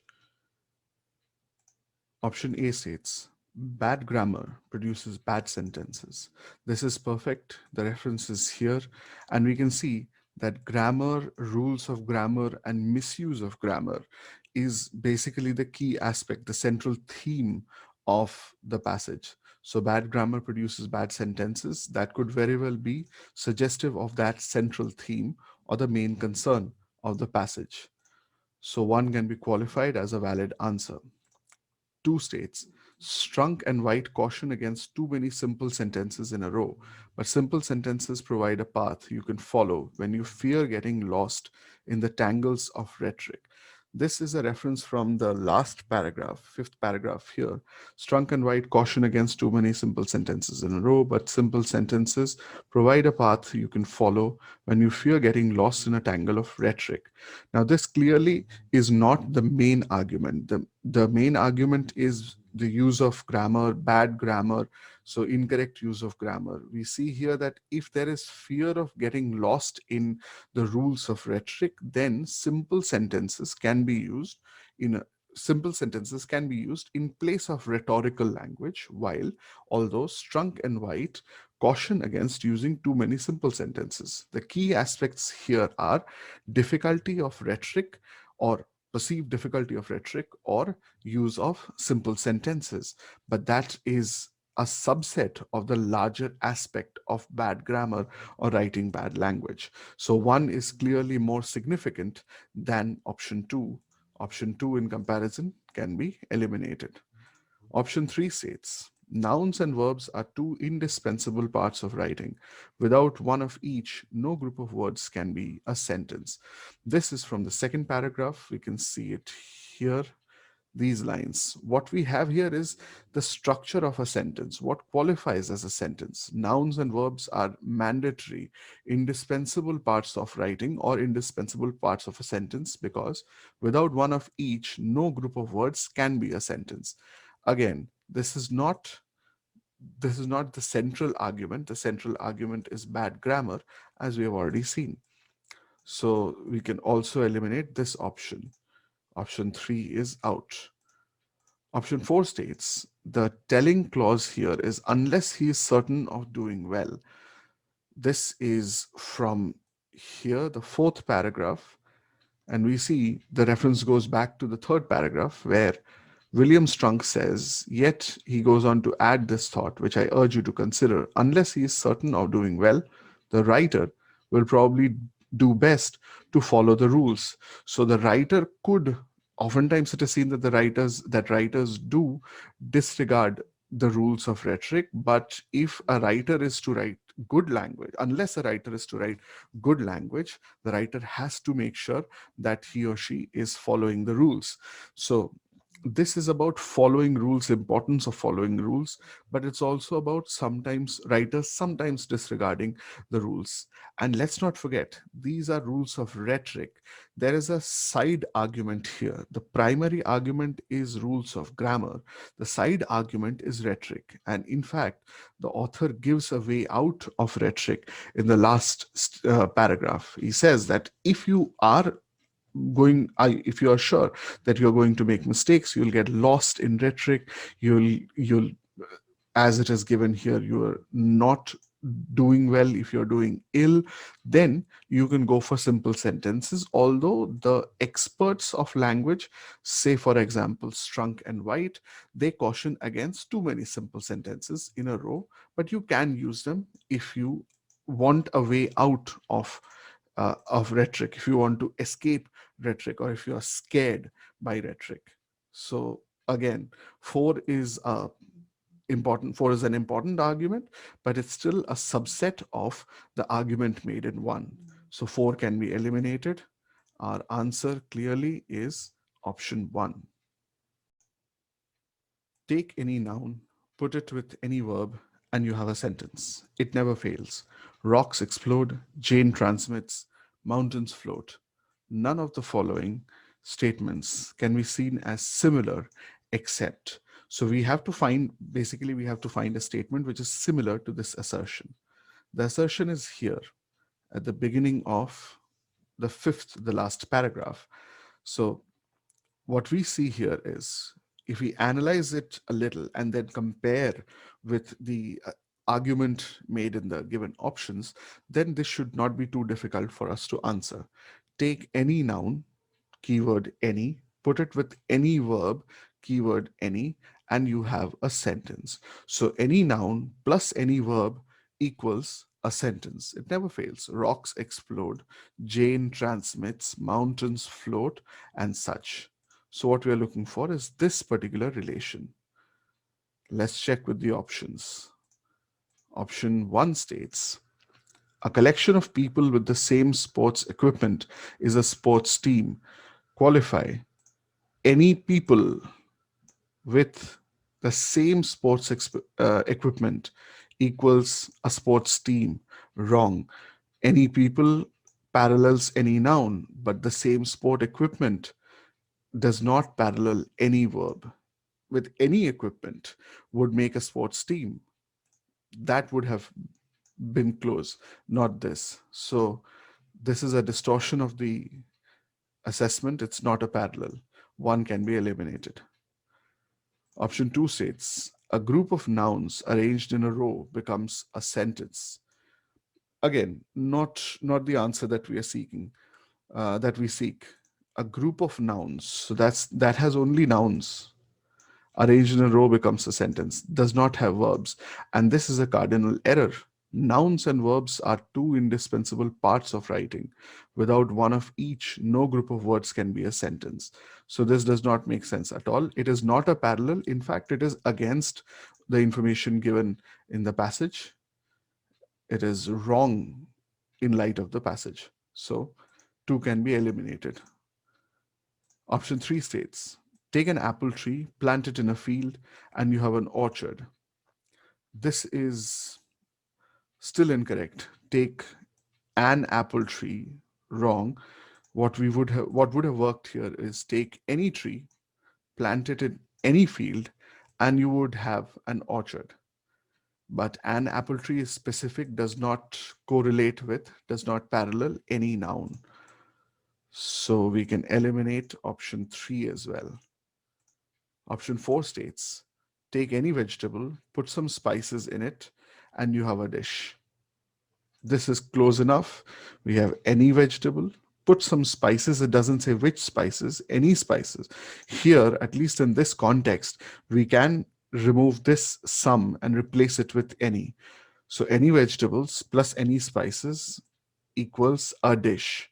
So this closest parallels this particular statement. We can qualify 4 as a valid answer. Hence, our answer is option 4.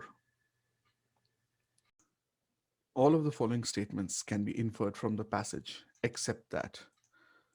So finally, a straightforward which of the following inferences is incorrect kind of a question. Let's check with the options. Option 1 states, sentences do not always have to be complete. This is true. This can be inferred. While the second paragraph harps on about what is exactly a complete sentence, the third paragraph starts by saying, must you write complete sentences each time, every time? Perish the thought. If your work consists only of fragments and floating clauses, the grammar police aren't going to come and take you away. Even William Strunk, that Mussolini of rhetoric, that grammar Nazi of rhetoric, recognized the delicious pliable of language. The best writers sometimes disregard the rules of rhetoric. So this is true according to the passage. We can eliminate option 1. Option 2 states, the primary purpose of grammar is to ensure that sentences remain simple. This is incorrect. This we cannot infer. There's a there's an exaggeration in this. This is not the primary purpose. We can see here simplicity can be achieved through simple sentences. Take any noun, put it with any verb, and you have a sentence. It never fails. Rocks explode, Jane transmits, mountains float. These are all perfect sentences. Many such thoughts make little rational sense. But even the stranger ones, plums deify, have a kind of poetic weight that's nice. The simplicity of noun verb construction is useful. At the very least, it can provide a safety net for your writing. As in, these can, but simple sentences provide a path you can follow when you fear getting lost in the tangle of rhetoric. But that does not mean that the primary purpose of grammar is to ensure that sentences remain simple. There is rhetoric, it is going to be complex. Yes, we see here without one of each, no group of words. So group of words can be as long and as complex as possible. You just need one of each of these to make it a complete sentence. So we see that this is definitely a distortion. This is an exaggeration. 2 is not correct, cannot be inferred from the passage. So we can qualify 2 as a valid answer. Option 3 states the subject predicate relation is the same as the noun verb relation. Exactly that. Nouns and verbs are two indispensable parts of writing. And by definition, since a sentence is by definition a group of words containing a subject, noun, and a predicate verb, these string of words begin with a capital letter and so on. So we realize that this is also true. We can eliminate option 3. So 3 is out. Option 4 states, grammar police is a metaphor for critics who focus on linguistic rules. Most certainly, there's no such thing as grammar police. What the author is doing here is trying out a bit of humor. Must you write complete sentences every time, each time, every time? Perish the thought. Put it out of your mind. If your work consists only of fragments and floating clauses, nobody is going to arrest you for flouting the rules of grammar. The grammar police aren't going to come and take you away. The very next statement, even William Strunk, that Mussolini of rhetoric, recognized the delicious pliability of language. So it makes sense that what we are talking about here are critics who focus on linguistic rules, who enforce linguistic rules. So grammar police is metaphorical for such critics who are excessively fussy about language and linguistic rules. So this is also true according to the passage. We can eliminate option 4. Our answer is answer option 2. The passage states, for years, movies and television series like Crime Scene Investigation or CSI paint an unrealistic picture of the science of voices. In the 1994 movie Clear and Present Danger, an expert. Now you see that there is an assertion made in the first statement, and in this statement, in the 1994 movie Clear and Present Danger, there's an example which is begun. So if unless this entire passage is about the example, and the example is the primary aspect, the central idea of the passage, this example would in all probability be omitted. Its essence will be captured, but it would be omitted from the summary. Let's check. In the 1994 movie Clear and Present Danger, an expert listens to a brief recorded utterance and declares that the speaker is Cuban, aged 35 to 45, educated in the so on and so forth in eastern United States. The recording is then fed to a supercomputer that matches the voice to that of a suspect, concluding that the probability of correct identification is 90%. This sequence sums up a good number of misimpressions about forensic phonetics, which have led to errors in real life justice. Indeed, that movie scene exemplifies the so called CSI effect, the phenomenon in which judges hold unrealistic expectations of the capabilities of forensic science. Now, if we identify the central aspect, the key aspect of this passage, then answering this question would become exceedingly simple. We have to look at phrases such as unrealistic picture. We see after the example again, we come back to the same aspect where we hear the word or we see the word misimpressions. About forensic phonetics, yes, that is a key aspect, so it has to be there. This is the central theme, so it has to be there. But the idea is misinterpretations, misimpressions, wrong ideas, the so-called CSI effect, the phenomenon in which judges hold unrealistic expectations of the capabilities of forensic science relating to phonetics or voices or sounds in general. So let's check with the options. Option 1 states voice recognition as usual, as used in many movies to identify criminals, has been used to identify criminals in real life also. We see that the key aspect of misimpressions, the unrealistic expectations from voice recognition, is missing from this option. So clearly, this is not the answer. Option 1 can be eliminated. Option 2 states movies and televisions have led to the belief that the use of forensic phonetics in legal investigations is robust and foolproof. This is perfect. We have the phrase have led to the belief, which connects to the misimpressions, the unrealistic expectations. This, in fact, mirrors unrealistic expectations in essence perfectly. That the use of forensic phonetics, that's what we were talking about, in legal investigations is robust and foolproof.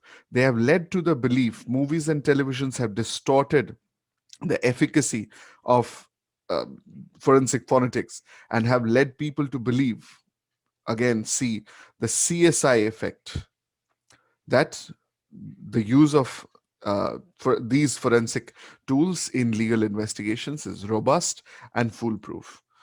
In all probability, it is not, because these expectations are unrealistic. So 2 is a valid answer. We can qualify option 2.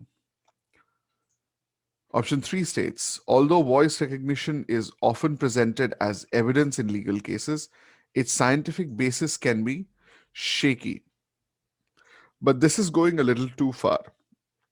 Although voice recognition is often presented as evidence in legal cases, its scientific basis, but scientific basis is not what we are talking about. We are talking about legal basis.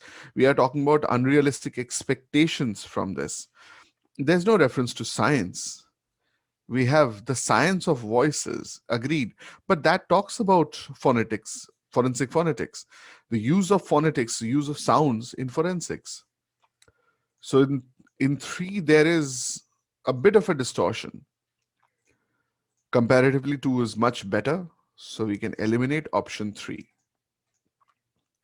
Option four states voice recognition has started to feature prominently in crime scene investigation, intelligence investigations, because of movies and television series. Wrong connotation. It has started to feature prominently because of movies and television series. Where is the aspect of unrealistic expectations? Again, that is missing. So this completely doesn't work out. We can eliminate option 4. Hence, the answer is option 2. Statement 1 says, relying on narrative structure alone, indigenous significances of 19th century San folk tales are hard to determine. Statement 2 says, using their supernatural potency, benign shamans transcend the levels of the San cosmos in order to deal with social conflict and to protect material resources and enjoy a measure of respect that sets them apart from ordinary people. Statement 3 says, selected tales reveal that they deal with a form of spiritual conflict that has social implications and concern conflict between people and living or dead malevolent shamans. Now, we do have an aspect of shamans common between statement 2 and 3. Let's see the last one and then start forming connections. Meaning can be elicited and the tales contextualized by probing beneath the narrative of verbatim, original language records, and exploring the connotations of highly significant words and phrases. So now we get two ideas, or maybe three connections. First off, we realize that 1 and 4 are related because 1 talks about narrative structures. So does 4. We have the aspect of narratives here. But then 1 introduces an idea. Relying on narrative structures alone, indigenous significances of 19th century San folktales are hard to determine. Simplify. Relying on narrative structures alone, indigenous significances are hard to determine. So, what do we need to do? Meaning can be elicited. We have indigenous significances, significances connected with meaning can be elicited, and the tales contextualized by probing beneath the narrative of verbatim. So, narrative, depending on narrative alone, is not enough. We have to probe beneath the narrative, original language records, and exploring the connotations of highly significant words and phrases. So we realize that once 1 comes first and then comes 4. So we find first a pair in statements 1 and 4. So 1, 4 is a pair. Let's put them together. We can also clear these two statements out. Next up, we have 2 and 3, which also form a connection. The first thing that we see here is that using their supernatural potency, 2 starts with the word there. There could be connecting to two things. We could have, of course, we could have there connected with significances, but then that would break the 1-4 order. So statement 2 cannot immediately follow 1. We can eliminate that choice, that possibility. Statement 2 could immediately follow 3 because we do have shamans. So again, there could be referring to shamans. That's possible. Then again, statement 2 could be following significant words and phrases. So there, as we realize, could connect with shamans or words and phrases. So we could have 2 after 4 or 2 after 3 or 2 connected with 3 at least. Let's check with 3 once. Statement 3 says, Selected tales reveal that they deal with a form of spiritual conflict that has social implications and concern conflict between people and living or dead malevolent shamans. Then we have the aspect of the benign shamans. Using their supernatural potency, benign shamans transcend the levels of the sand cosmos in order to deal with social conflict and to protect material resources and enjoy a measure of respect that sets them apart from ordinary people. So, we could either have, we realize that these also talk about the sand cosmos, which means the sand folk tales which are introduced in one would take precedence in the order. So we'll have 1 4 coming in first, which means 1 4, this particular pair, is our opening two sentences. Now after that we could have two two possibilities. We either have 2 3, or we have 3 2, because 2 could follow 4 or 2 could follow 3.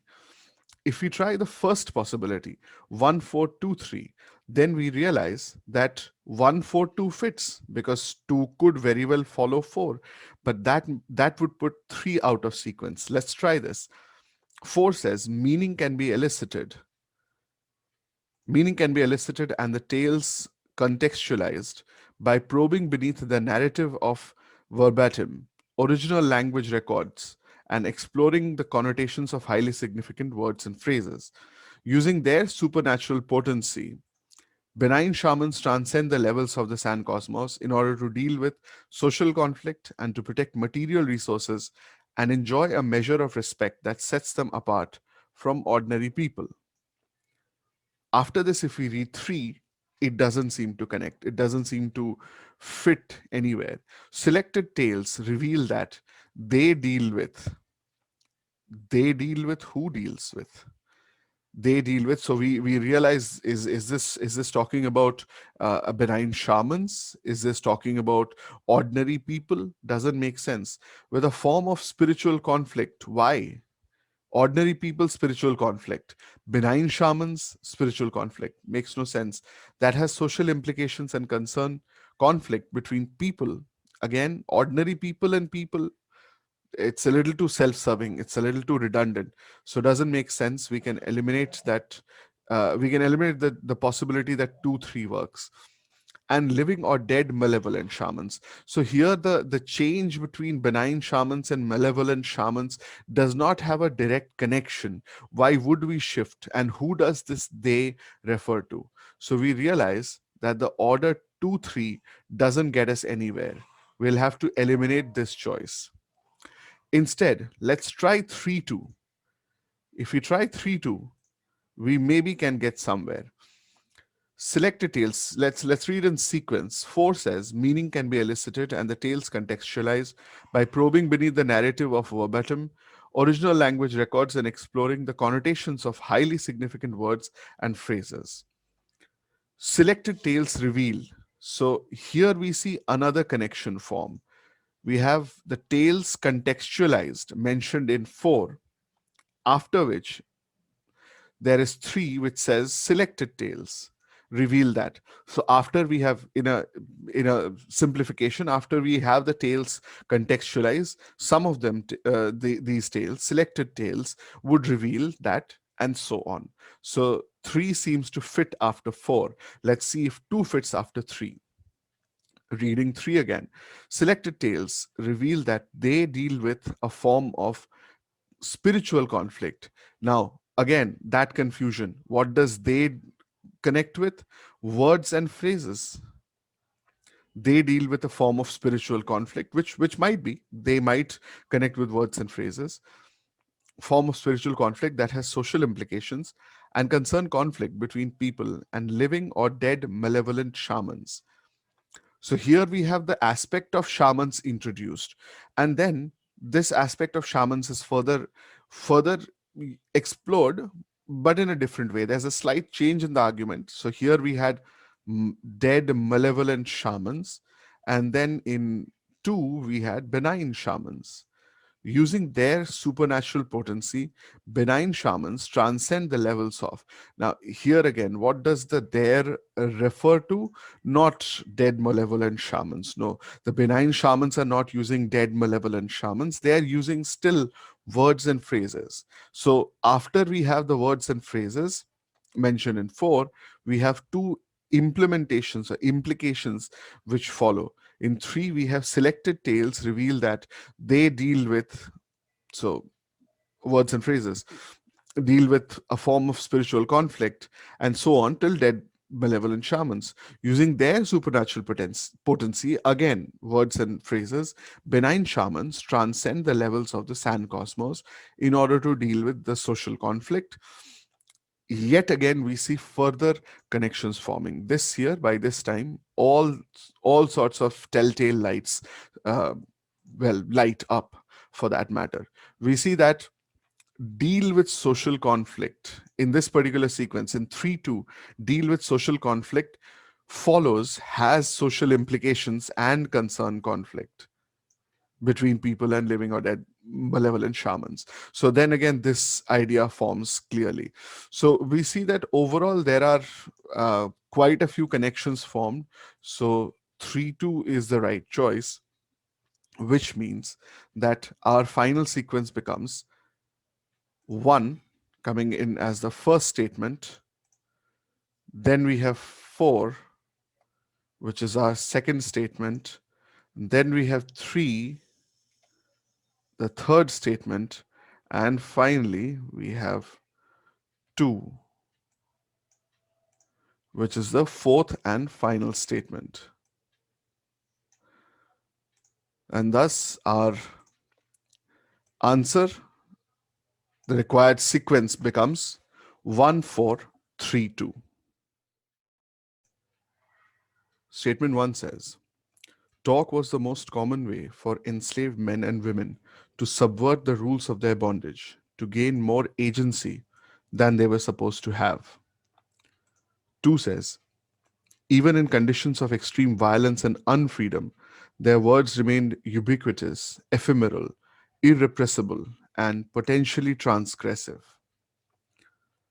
3 states, slaves came from societies in which oaths, orations, and invocations carried great potency, both between people and as a connection to the all powerful spirit world.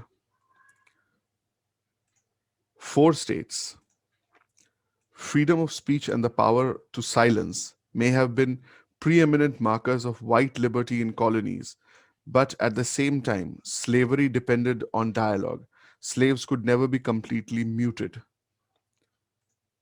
5 states, slave owners obsessed over slave talk, though they could never control it, yet feared its power to bind and inspire. For as everyone knew, oaths, whispers, and secret conversations bred conspiracy and revolt. Now, we realize that there is something a little odd about 3. There's something stank here. We have the aspect of talk among slaves in all of the other statements. One has talk was the most common way for enslaved men and women to subvert the rules. Then we have the aspect of their words or their speak relating to slaves in 2. We can see that while 2 does not have the word slaves in it, it does speak about conditions of extreme violence and unfreedom. Their words remain ubiquitous, ephemeral, irrepressible, potentially transgressive. Then again, in 4, we have freedom of speech and the power to silence may have been preeminent. Now, this we cannot take as part of this larger premise because this talks about markers of white liberty in colonies. But at the same time, slavery depended on dialogue. Slaves could never be completely muted. And then we have E stating slave owners obsessed over slave talk, though they could never control it, yet feared its power to bind and inspire, for as everyone knew, oaths, whispers, and secret conversations bred conspiracy and revolt. That brings us to 3. There are 3 issues with statement 3. How nice of that. Slaves come from societies in which oaths, orations, and invocations carried great potency. First problem, this talks about oaths, orations, invocations. It does not talk about speaking, dialogue, talk, words as such directly, while all the other statements do. Second, it does not connect with, it connects with oaths, whispers, secret conversations, as we see here in 5, but it does not connect with slaves directly. The major aspect is that in every other statement, speaking or talk or dialogue, whatever the word for, well, speaking is, it is in all the other statements, it is presented as a kind of a form of defiance against those who would enslave men and women.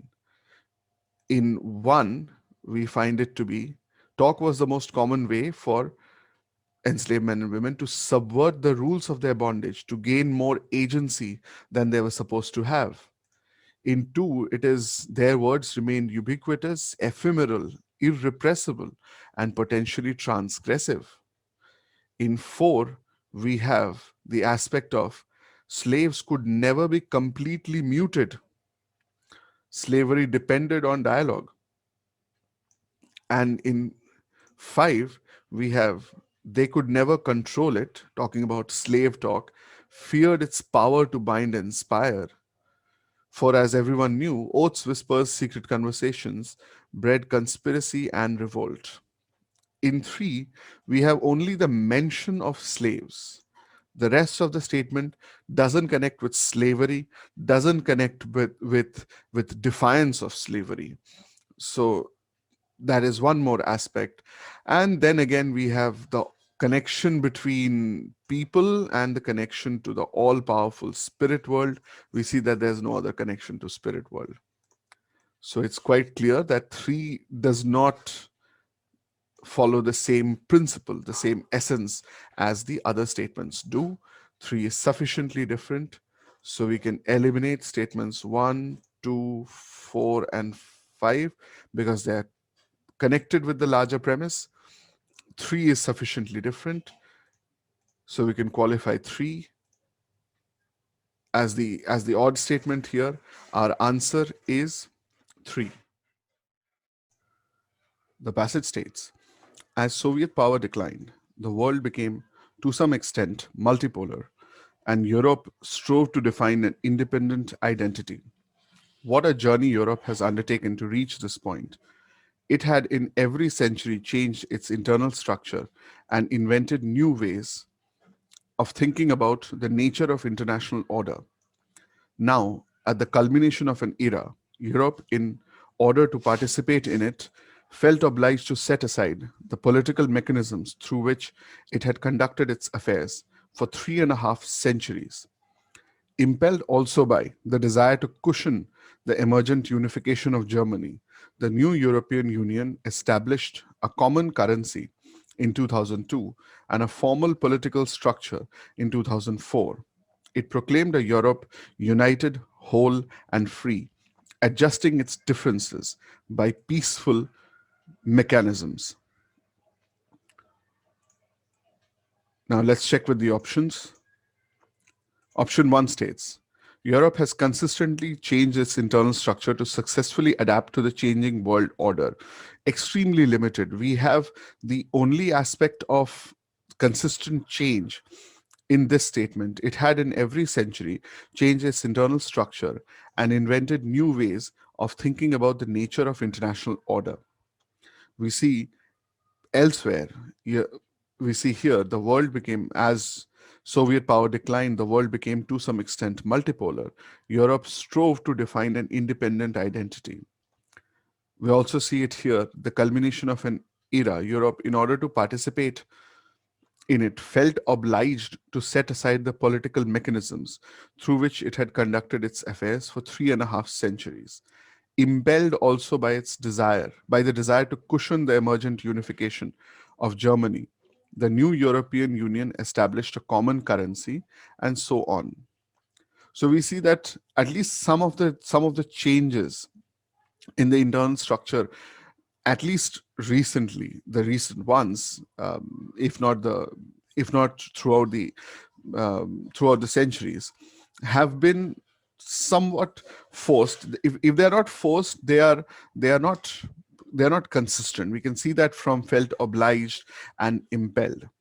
So the only reference that this particular statement, that this option one gives us, is in this particular statement. In every century, changed its internal structure, invented new ways of thinking about the nature of international order.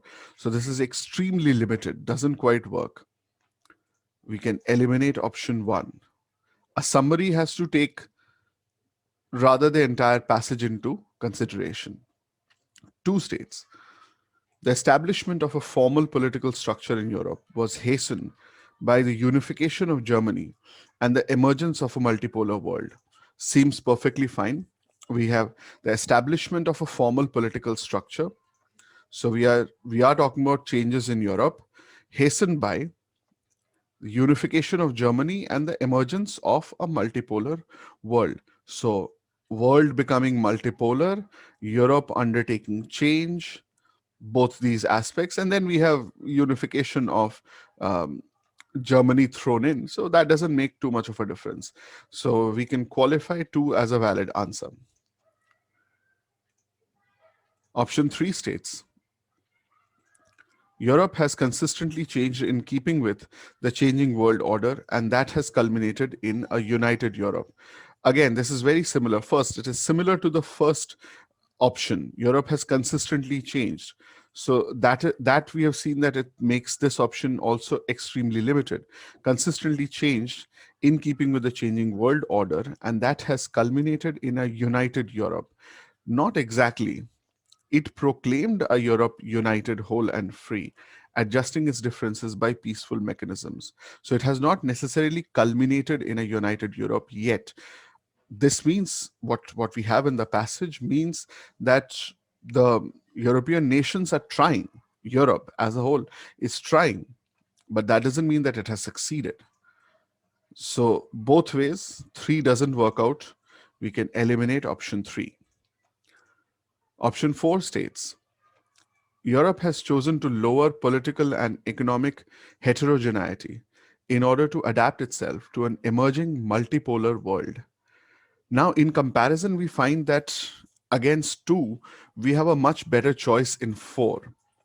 Four talks about Europe and also talks about lowering political and economic heterogeneity. Heterogeneity, mind you, diversity, diversification, even. It means exactly what the passage says, that Europe has begun, it has started to develop a system where Europe, in order to participate in the world order, let's say, felt obliged to set aside political mechanisms. We have political heterogeneity set aside, through which it had conducted its affairs for 3.5 centuries, impelled also by the desire to cushion the emergent unification of Germany. The new European Union establishes a common currency in 2002, formal political structure in 2004, again, political and economic heterogeneity, in order to adapt itself to an emerging multipolar world. So the world has become to some extent multipolar.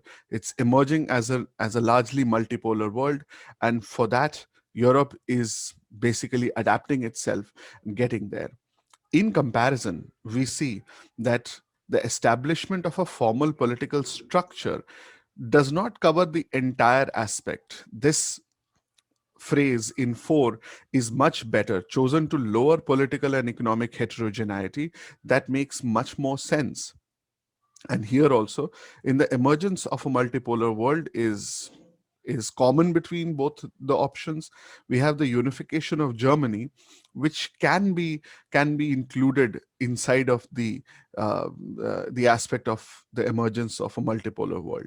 So overall, we see that 4 gives us a much more universal, a much more balanced, a much more um, all pervasive, covering the entire passage, such kind of an answer. While 2 in comparison. 2 in itself would have been a decent answer, but in comparison to 4, in comparison with 4, 2 is definitely a little more limited, a little more inferior. So in retrospect, we can eliminate option 2 and we can qualify option 4. Our answer thus is option 4, the most appropriate answer here. Statement 1 says, man has used poisons for assassination purposes ever since the dawn of civilization, against individual enemies, but also occasionally against armies.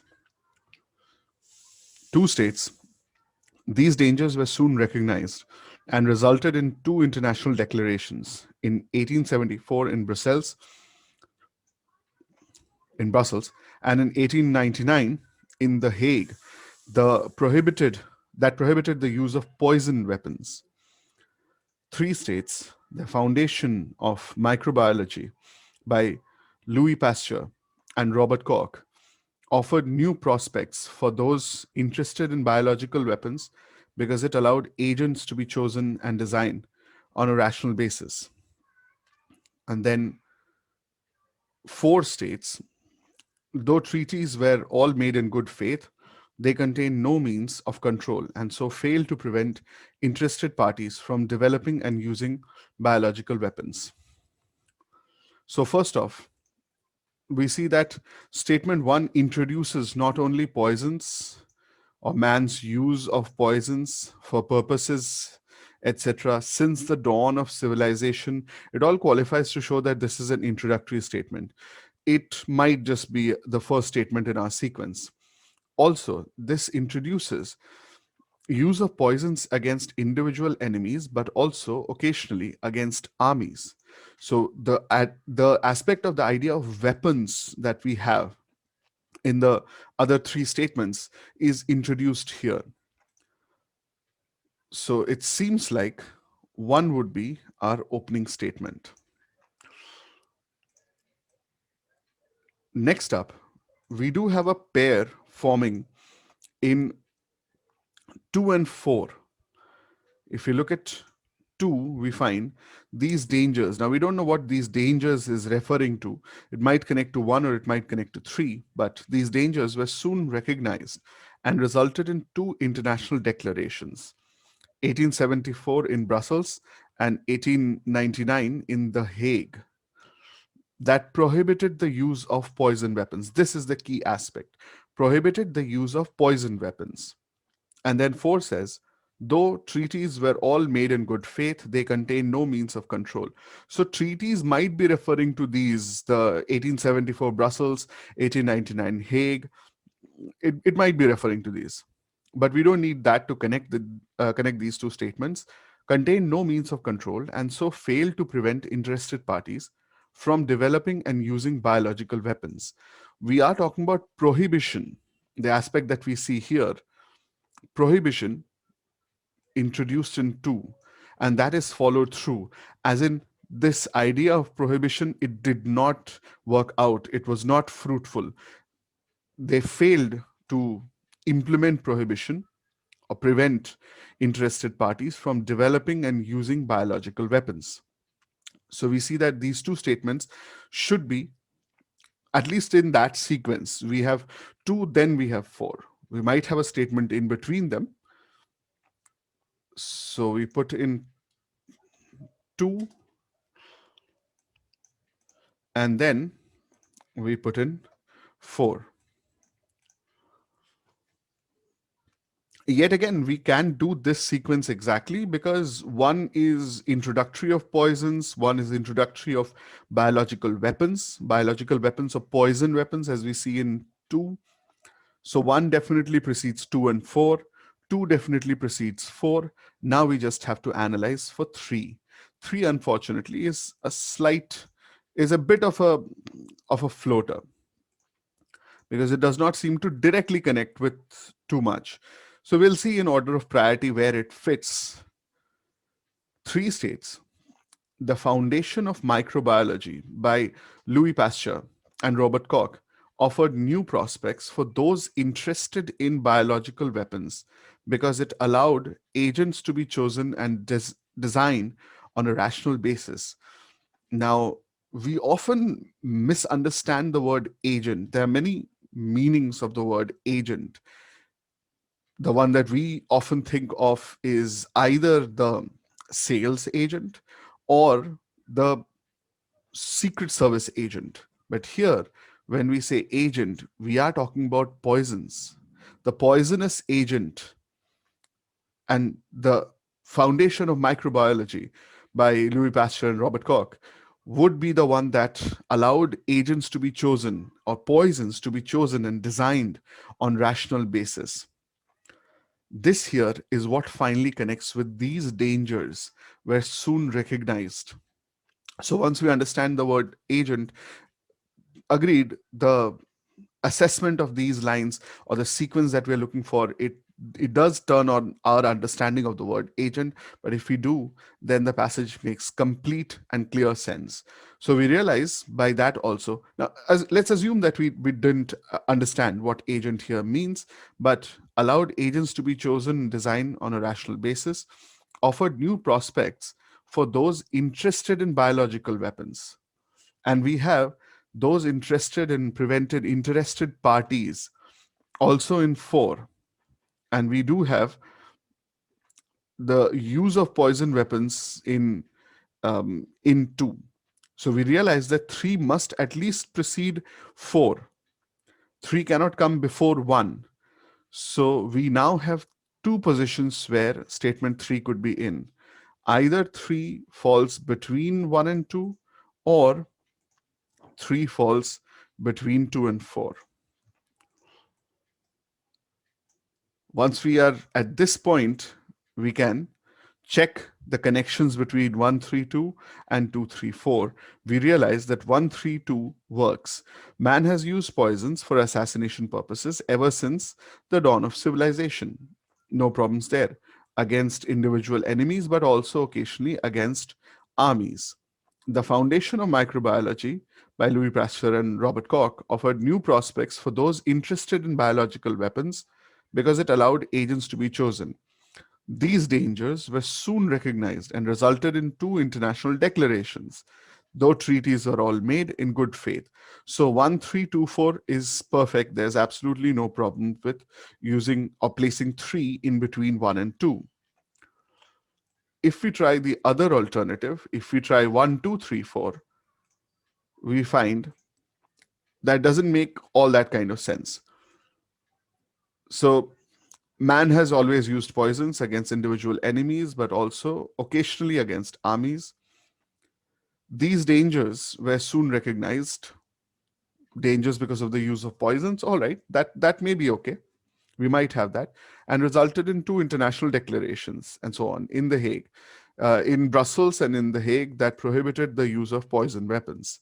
The Foundation of Microbiology by Louis Pasteur and Robert Koch offered new prospects for those interested in the weapons, in biological weapons, because it allowed agents to be chosen and designed on a rational basis. Though treaties were all made in good faith, they contained no means of control and so failed to prevent interested parties from developing and using biological weapons. Here we have the issue.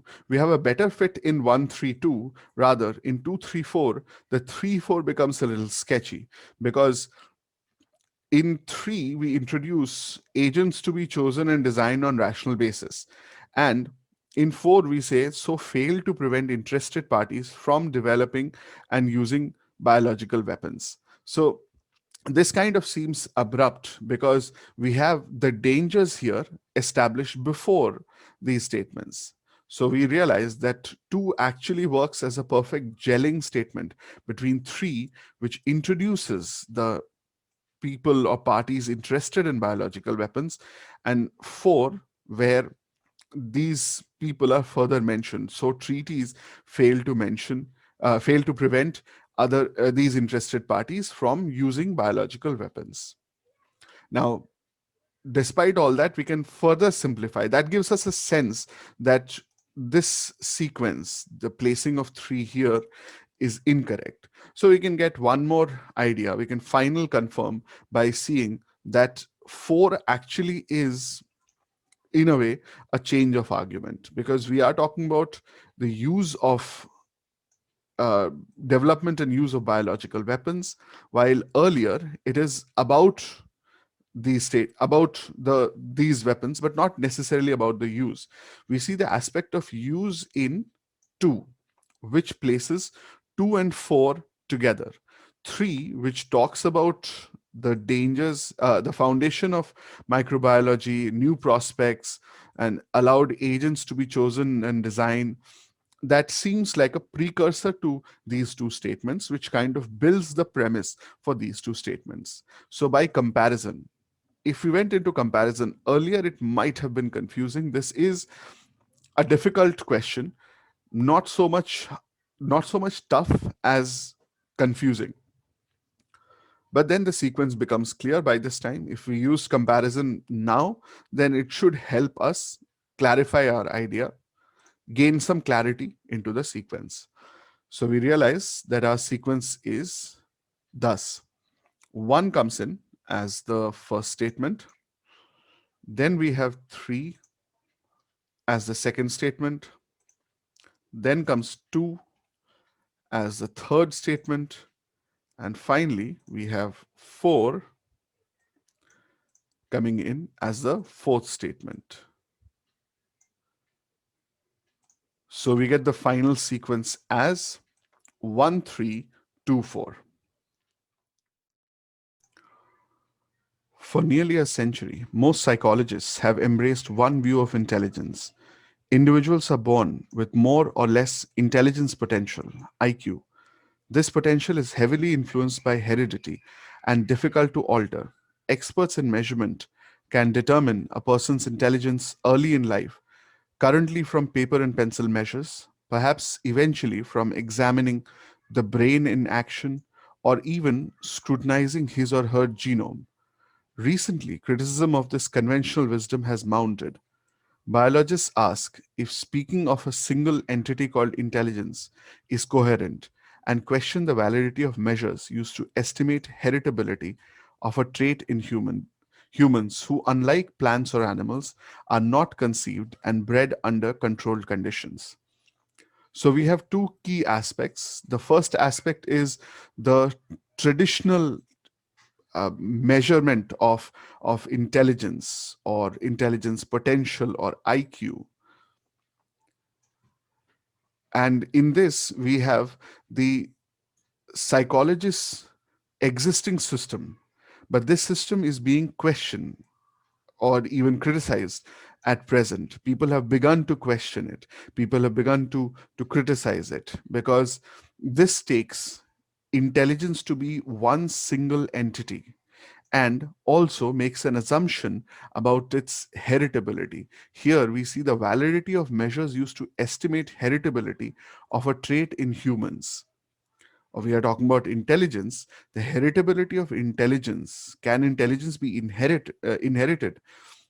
That is being asked in at the present. So let's look at the options. Option 1 states biologists have questioned the long standing view that intelligence is a single entity and the attempts to estimate its heritability. This is perfect, covers both the key aspects. Biologists have questioned the long standing view that intelligence is a single entity, the attempts to estimate its heritability. So the traditional view of intelligence as a single entity is being questioned now. And secondly, we have the attempts to estimate its heritability, whether intelligence is inheritable. That is also being looked into, considered. It is biologists who are doing this. Biologists ask if speaking of a single entity. So here we mention biologists as the subject of this option. Overall, this covers all the ground and this is quite perfect. So we can qualify one as a valid answer. Option 2 states biologists have questioned the view that intelligence is a single entity and the ways in which what is inherited. While the first part of this is very similar to option one, the second part distorts the premise by saying the ways in which what is inherited. We see in the end it is mentioned the validity of measures used to estimate heritability of a trait, and the trait that we are talking about is intelligence. It is not about what is inherited, the ways in which it is inherited. The question is intelligence inheritable? Is it? Is that a valid question? Is there a valid measure for it? So we see clearly that this is distorted. So we can eliminate option 2. 2 is out. Option 3 states biologists have started questioning psychologists' view of intelligence as a measurable, immutable characteristic of an individual. This is clearly limited because it omits two very key aspects, two aspects that one includes in itself, which is why one is the better option. First, it omits the aspect of the traditional view of intelligence as a single entity. Second, it completely omits the aspect of the heritability of traits in human beings. So 3 is clearly limited as compared to option 1. We can eliminate option 3. Option 4 states biologists have criticized that conventional wisdom that individuals are born with more or less intelligence potential, have criticized that conventional wisdom that individuals are born with more or less intelligence potential. Again, we don't need to go into this, we don't need to check. The same as option 3, this omits the single entity argument and the estimate of heritability argument. So this is also limited as compared to 1. We can eliminate option 4. So the most appropriate answer here is option 1. Now, initially, some some of you might have eliminated option 1 because of the grammatical error in its. Its is the pronoun form, the possessive form of the pronoun it. And here we are talking about intelligence. So the apostrophe is incorrect. It should have been its without the apostrophe. But despite that, this is the most appropriate answer. The only problem here is grammar, while the other options, they could be logically eliminated. Moreover, the cat does make the odd mistake from time to time.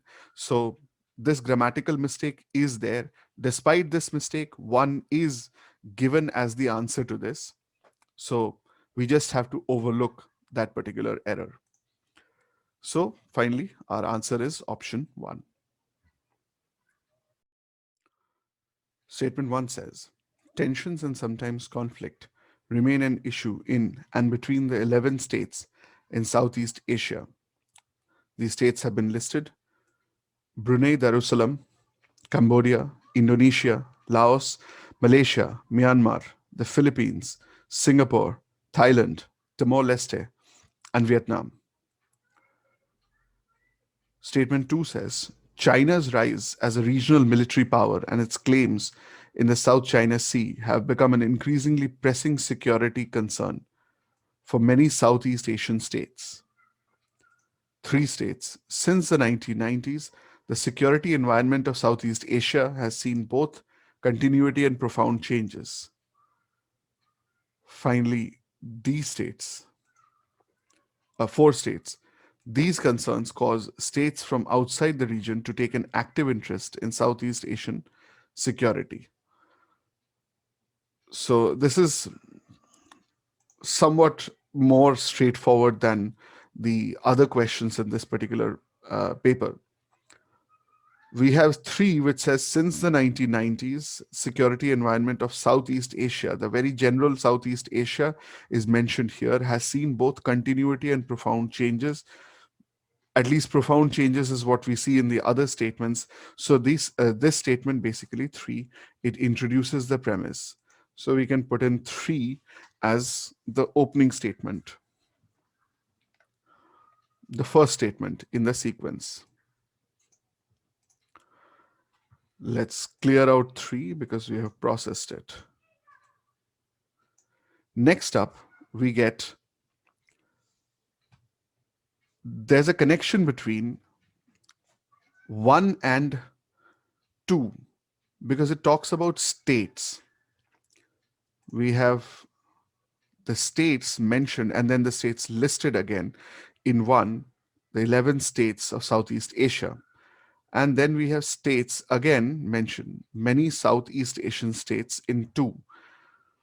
However, 1 would come before 2 because 1 introduces between the 11 states in Southeast Asia and then the list of the states. That means that this is introductory of the states. So we have 1 and then 2. Let's not put it into the sequence yet because we don't know where 4 will stand, but 1 and then 2, as in 1 would precede 2 or 2 would follow 1. That is something that we get from this connection. 2 introduces China's rise. China's rise as a regional military power and its claims in the South China Sea have become an increasingly pressing security concern. So once that is done, then placing 4 becomes quite easy because 4 talks about these concerns cause states from outside the region to take an active interest in Southeast Asian security. First thing, states outside the region is a change of argument. We don't have any other reference to states outside the region, so ideally the change of argument should come at the end. Moreover, there is a reason for this concern among states from outside the region, and that concern is because of China's rise as a regional military power and its claims in the South China Sea. This is a concern, a pressing security concern for many Southeast Asian states as well as states from outside the region. So we find that 4 would actually follow 1 and 2. 1 and 2 essentially then is a pair, and then we have statement 4. So we get that after 3, the first statement, we'll have statement 1 coming in as the second statement. Then we'll have statement 2 coming in as the third. And finally, we'll have statement 4, which would be the fourth statement. So we get our final answer sequence as 3, 1, 2, 4. Statement 1 says, for feminists, the question of how we read is inextricably linked with the question of what we read. 2 states, Elaine Showalter's critique of the literary curriculum is exemplary of this work.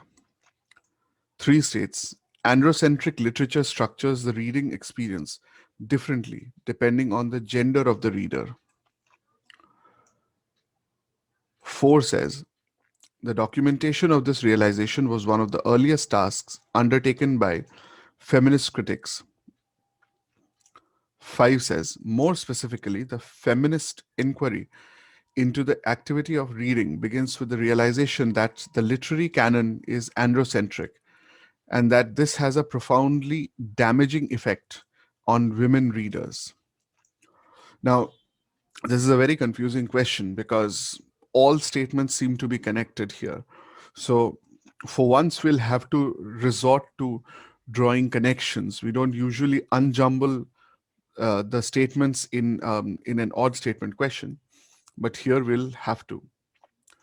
So if we see, the most general statement is 1. Hence, 1 begins the passage here. For feminists, the question of how we read is inextricably linked with the question of what we read.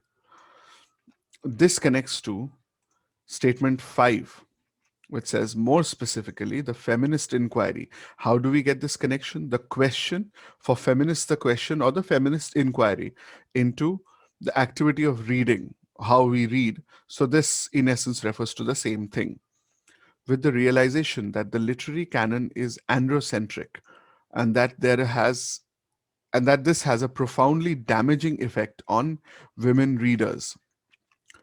So 1 and 5 are connected. We see here that this then connects with 4, that can be seen from the word realization. The documentation of this realization, and we have with the realization that the literary canon is androcentric, given in 5. The documentation of this realization was one of the earliest tasks undertaken by feminist critics. So again, undertaken by feminist critics, feminist inquiry, for feminists, the questions, all of these, as we see then, are connected. So we can eliminate these 3 statements. We can eliminate statement 1, 4, and 5. These are not the odd statements. Now comes the problem, because these 2 statements are so generalized, we are not sure what any of these connects with. Let's check 2 first. Elaine Showalter's critique of the literary curriculum is exemplary of this work. We can still find that this statement connects because first it says this work. This work might connect with androcentric literature, but that makes less sense than it connecting with the documentation or the question that is being analyzed. So, more specifically, the feminist inquiry into the activity of reading and such. Exemplary of this work is the documentation of this realization was one of the earliest tasks. So, tasks and work can finally be connected. So, we find that 2 then connects with at least 2 of the other statements. And these 2 statements, 4 and 5, they form a premise connection with 1. That suggests that 3 is the odd statement. Now, the one thing that throws us off is androcentric literature. We do have the mention of androcentric in 5, but we'll see that that's actually a distraction. Another thing that confuses us, we could say, is that 3 and 1 seem to be connected, but actually they are not. 3 says androcentric literature structures the reading experience differently depending on the gender of the reader. Here we get the final aspect, the final reason why this is the odd statement, because here the gender sense has been completely effaced, and this statement says the reading experience differently depends on the gender of the reader. So it's not specific to men or women, it's rather whoever reads it, a man or a woman, would analyze and understand it differently. But that said, we now see that all of the other statements, they either speak about the women's perspective or the feminist perspective. We have this aspect in 1 for feminists, in 4 for feminist critics, in 5 feminist inquiry, damaging effect on women readers, and finally, in 2, we have Elaine Showalter's critique of the literary curriculum. Critique of the literary curriculum, that connects with the question of what we read, how we read, earliest tasks taken by feminist critics, and then the activity of reading begins with. So finally, we see that 2 also connects with the premise, while 3, although very close, has some difference with the premise, some factor which differentiates it. So 3 can be qualified. Finally, we get the answer as 3.